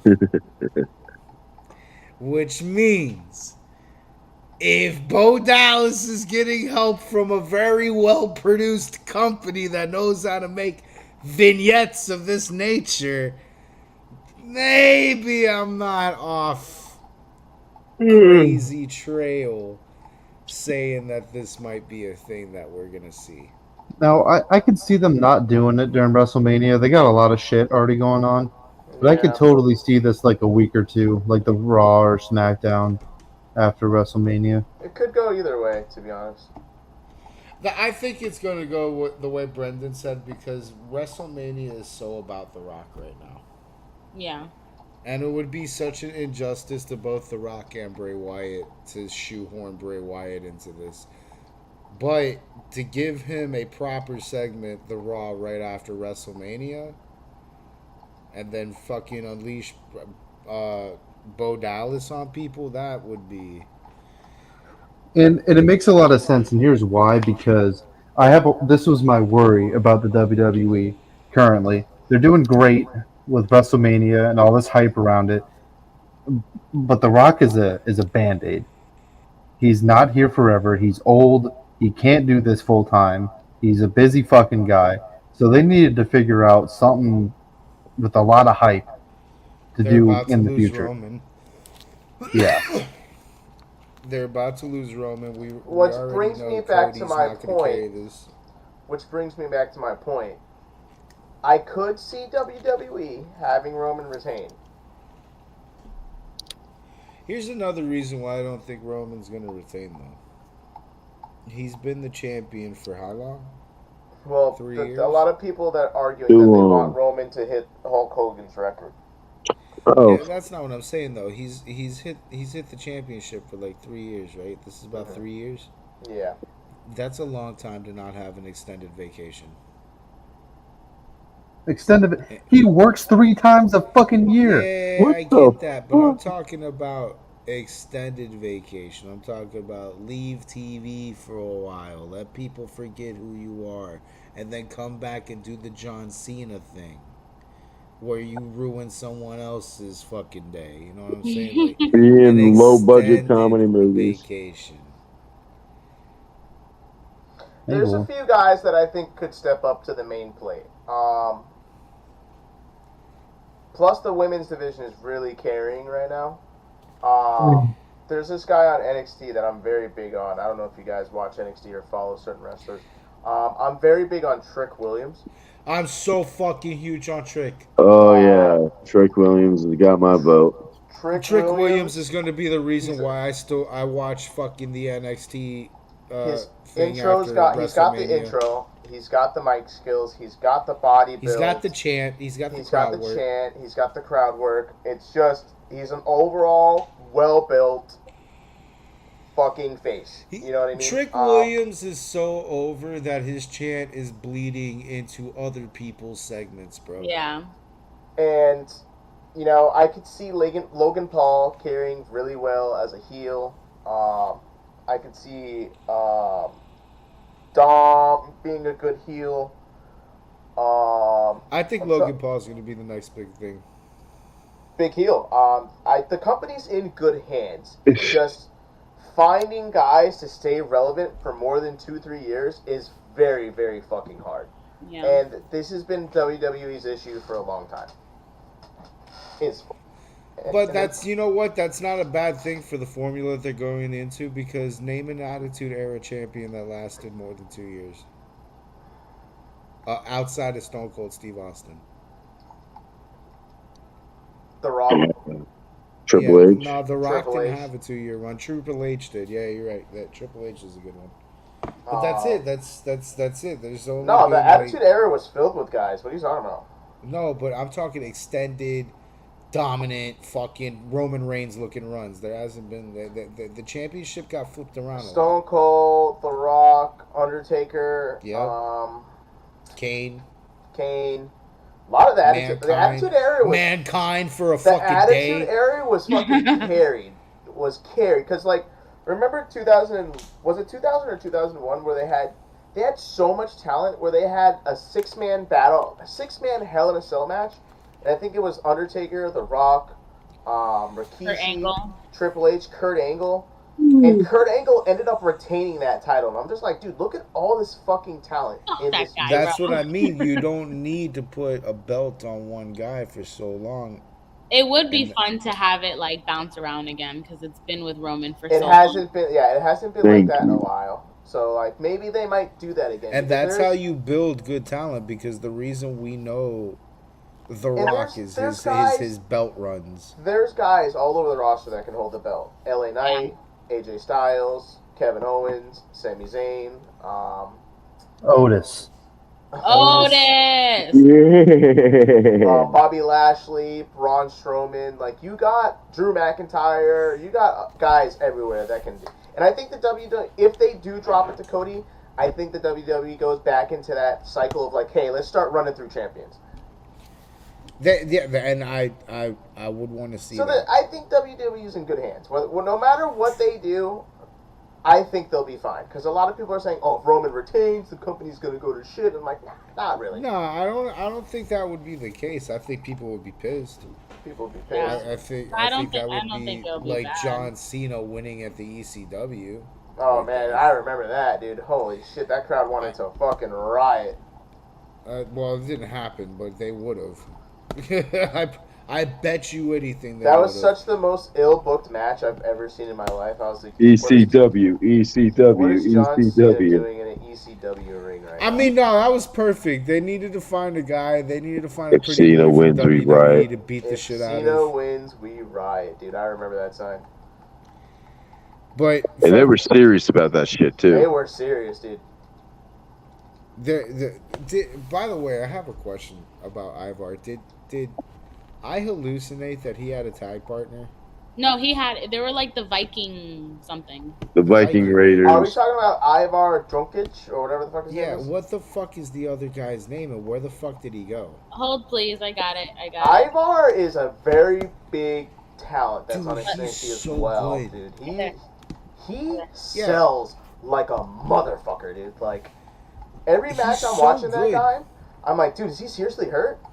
And then he just pulls it out of his ass, and I'm like, whoa, dude, like, I was invested in this match. Like, he pulls me into his matches. He has a neck injury. Who is? The tag partner His of tag Ivar. partner. His name is Eric. It's Ivar and Eric, the Viking Raiders. Dude, I'm talking about a different Ivar. Nah, Ivar is the fat dude that flies around. Oh no, I'm not talking about him. So who are you talking Viking about? What are you talking about? I'm talking about the guy on NXT, the current NXT champion. Oh, no, that's not who we're talking about. His name is Ivar. What? Hold on, I gotta look up We his need name. to It's hard to say his name. When it comes to NXT, we need to let Trick Williams just come to Raw. We need Trick Williams to come. There's two guys on NXT right now. Ilja Dragunov. Dragunov, that's another one. That guy is a great heel on NXT right now. Imagine if he comes to Raw and he's signed with Imperium. That would be well. And they have the whole Axis of Evil. Ladies and gentlemen, I demand your attention. For the Please make way for Monkey. Nah, dude, I don't need a Third Reich entrance. I don't need a Third Reich entrance. I'm okay on that, bro. Those guys are fucking weird. Fucking Nazis. Fucking Nazis. Why are you being racist? Dude, he's a fucking Nazi, bro. That whole gimmick is fucking Nazism, bro. You can't tell me the Imperium isn't the Third Reich. And you're not even Jewish. No, but I'm a historian. They've got an Italian, a German, and a fucking Austrian pretending to be a German. That's good enough. They're just a Japanese person short of an Axis of Evil.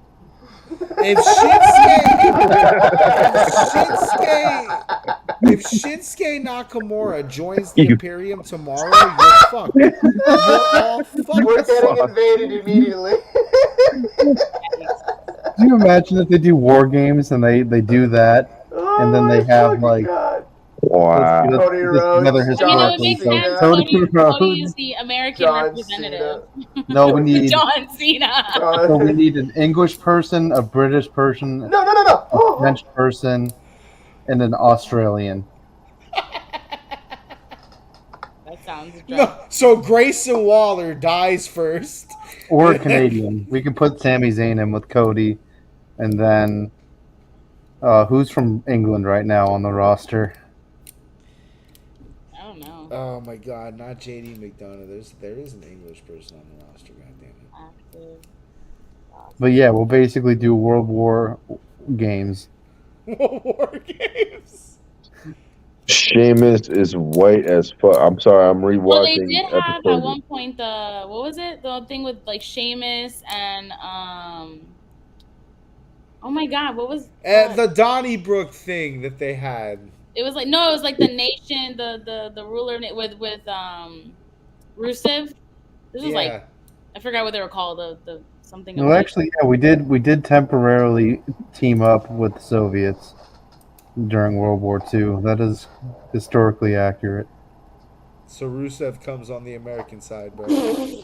That man moved literally across the entire world due to his separation of his now wife. They are no longer together. Jesus. Poor guy.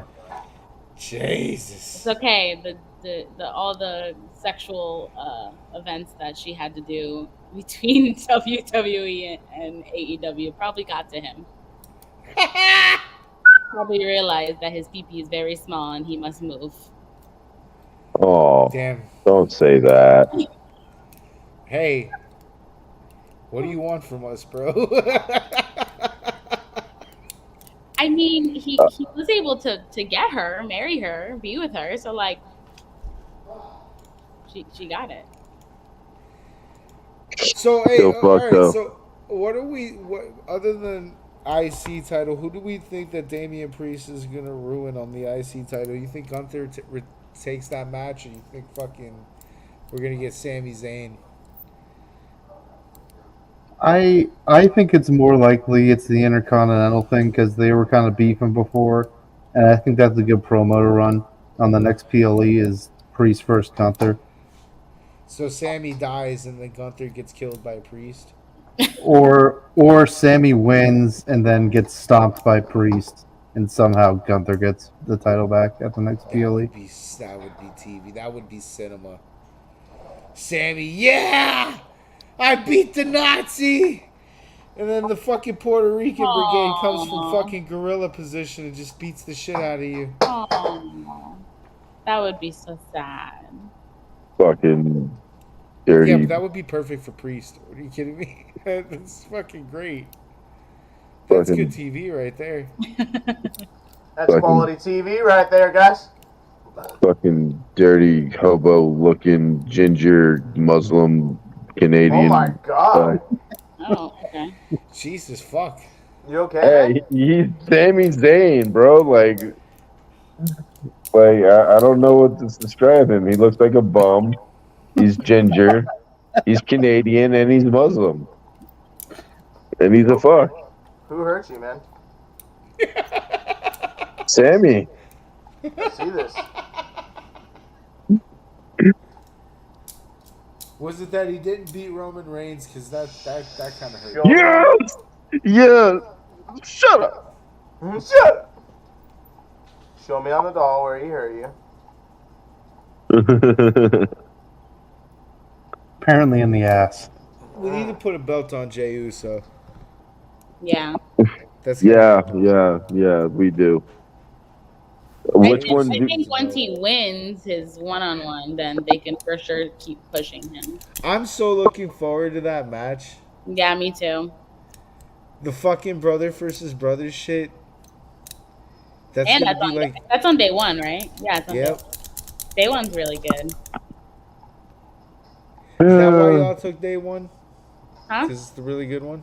No, it just works out because the following it just worked out. To be honest with you, it worked out for me too.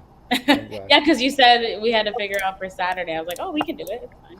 Yeah. Let's talk about that, Monkey. What food are you bringing? We're not doing it on the podcast. Why not? Yeah, with 20 fucking people watching. Hey, let's talk about barbecue. These guys. Yeah, boy, so they know what the fuck they're missing out on. No. Oh, I want to go back to that thing we were talking about with Bo Dallas. I looked into that channel, and there's like a bunch of videos. Yep, like there is. Yeah, I'm gonna go dive into that after this. It starts as of a month ago. He starts making these like short videos. He like talks about Alexa Bliss. He talks about like the backstory between Dreadmere and like the mistress, everything. And in the bio, it says, disclaimer, this is just to make it crystal clear that Dreadmere in no way affiliated with WWE or any of its contracted stars. It's not associated with the legendary Bo Dallas the mysterious Uncle Howdy or any wrestling promotions mentioned in future videos. Lying ass. They're really good videos. So I feel like this is his secret way of doing promo and people just trying to figure it out. Yeah, and we're a fantasy advice podcast. Oh, what? Is that what we're told? Unsolicited fantasy advice, and 3/4 of the show is just Nazi jokes. No matter if it's football season or not. People tune into the show, they're like, oh, maybe I'll get some fantasy advice, and then all they do is listen to me rip on fucking on Jim Irsay for an hour straight. Fuck your whale! How? So What the fuck? unsolicited fantasy advice is the name of the show, huh? Yes. You're I mean, telling right me now- you've been coming right on now this the show name for of a the- month, and you've never asked what the name is. No, because I'm just monkey's butt. Oh my god. I'm just monkey's homie, man. Monkey, you're just setting Cody up for failure. He's like, It's like the real WWE. They're setting him up for failure. he's like, wait, this is a podcast? I thought we were just hanging out on Zoom together. Yeah, seriously. Come on, man. Skype. So, right now, the fucking show is called UFA Off-Season because I don't Welcome to know episode 1.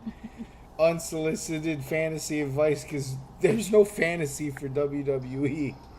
I wish there was. That would be a cool league. Although I will let you know my card. I have figured out how to bet crypto on WrestleMania. I will be betting on WrestleMania.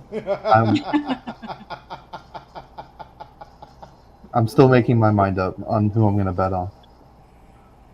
Hell yeah, we need to see that last SmackDown. Jey Uso, Seth Rollins, Cody Rhodes, Gunther. I don't know. Roman's got good odds. I'm a sucker for good odds. Let's see. You know what? No, I want to know who's going to win that tag team match. I'm big on The Rock and Roman. No. The tag team ladder for the championship. That's big. That's big odds. That's tough. I think Judgment Day wins that one. I honestly think Judgment Day cleans house at WrestleMania. They're the new controllers of all of everything. Ha ha ha ha ha ha. I really do think they clean house. More It makes motionless and white. Yes.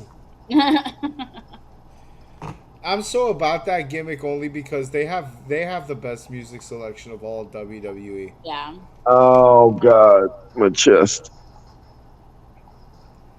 The only thing that I have to explain to Damian Priest is that 5-finger death punch isn't, cool anymore. They never were. No, they were for like A minute. 2 or 3 years. But like it's not 2008, so Jesus fucking Christ. That long ago, huh? yeah, it's been a minute, man. To be honest with you, they're not that. I just rip on them. They're dated. Yeah. They're not bad. No. Yeah, you're right. Yeah. It's their dated. 5 fingers dated. It's like a gimmick. You just rip on. But other than that, I appreciate Fucking butt Judgment rock. Day's music. Yeah, it is. I appreciate Judgment Day's music selection. Though. It is eons better than What the hell is that? what? That. That's the That. fan. Oh, okay. I have a little desktop fan here. Monkey's vibrator. I named it after wrestlers. Alright, on that note, I'm leaving you guys. You fucking stupid fuck. I'm out of here. What's You its guys have a name? good night. Monkey, let's talk about food. It's the big red machine. Monkey, I'm let's go on fucking our gone. I'm Monkey, leaving. let's go Good on night. our own Zoom call. All right.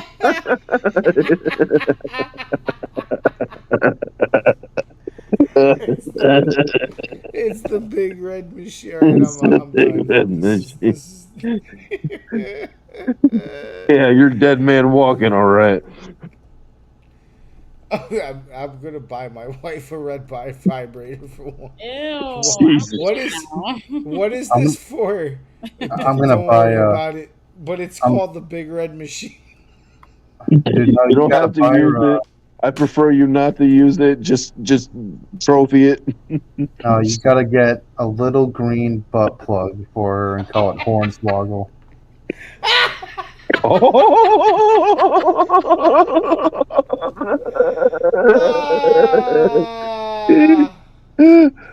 We're at the end of the podcast, so we have to make sure that monetary is good and fucked now.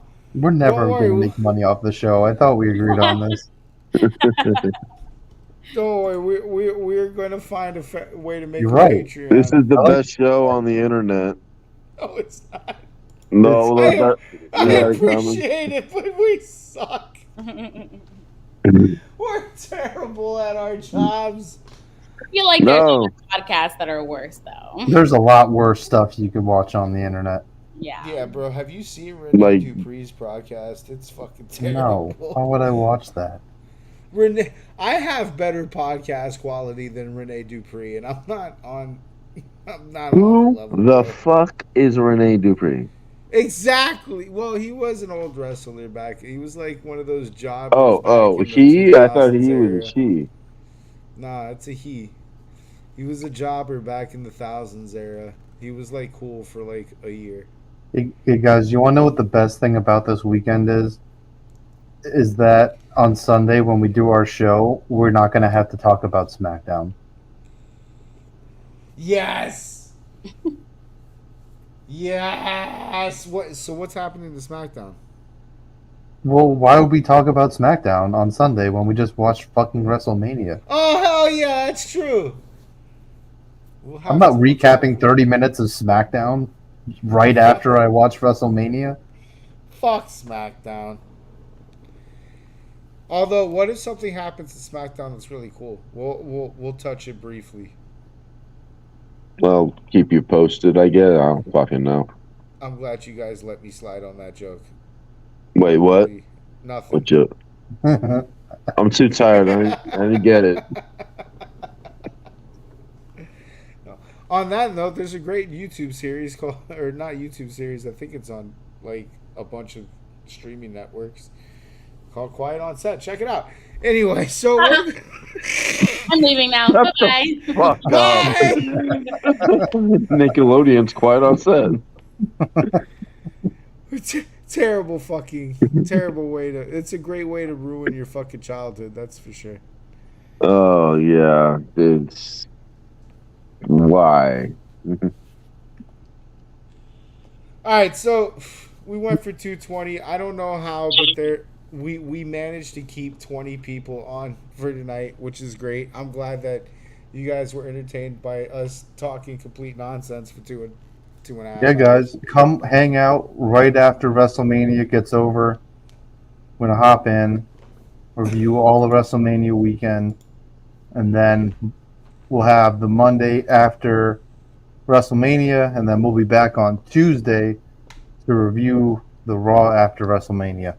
And then probably some leftover WrestleMania thoughts. Yeah. And then after that, we'll have our regular Flashback Sundays, but we're not going to do a Flashback Sunday on WrestleMania Sunday. It makes no goddamn sense. And pray for me, guys. I still haven't figured out a way, and I need to figure it out. I need to figure out how to tell my girlfriend that we can't do anything this weekend because I have to watch pro wrestling all weekend. Not sure how to do this. You invite her to You invite her to a place that's having fucking pro wrestling on the TV. You got cancer. Something. No. I mean, she knows I'm a wrestling fan, so it's not like a huge surprise. But I don't think she understands anything. So she did buy me she got me a really cool retro Hulk Hogan action figure over the weekend, so she gets it. Dude, but that's awesome. Yeah. So, And on that note, we'll see you guys on Sunday after WrestleMania to either cry or laugh, probably both, depending on which side of the fence you're on. The only guarantee is that The Rock is going to kill it, as usual. And then after that, Tuesdays. So, till then, guys, I think it's good. It's a wrap. We did a successful show. Pat yourselves on the back. Yeah. All right. Stick face me, mommy. To the people watching us, check us out on the thousands of fucking social media apps that, we have. Make sure to like and comment and subscribe and all that good stuff that YouTubers say at the end of their videos, which is what we're going to say here. And that's good. We're signing off. Have a good night, guys. Rhea Ripley, I would love to do your laundry. Bye. Peace. Peace out. Goodbye, Internet.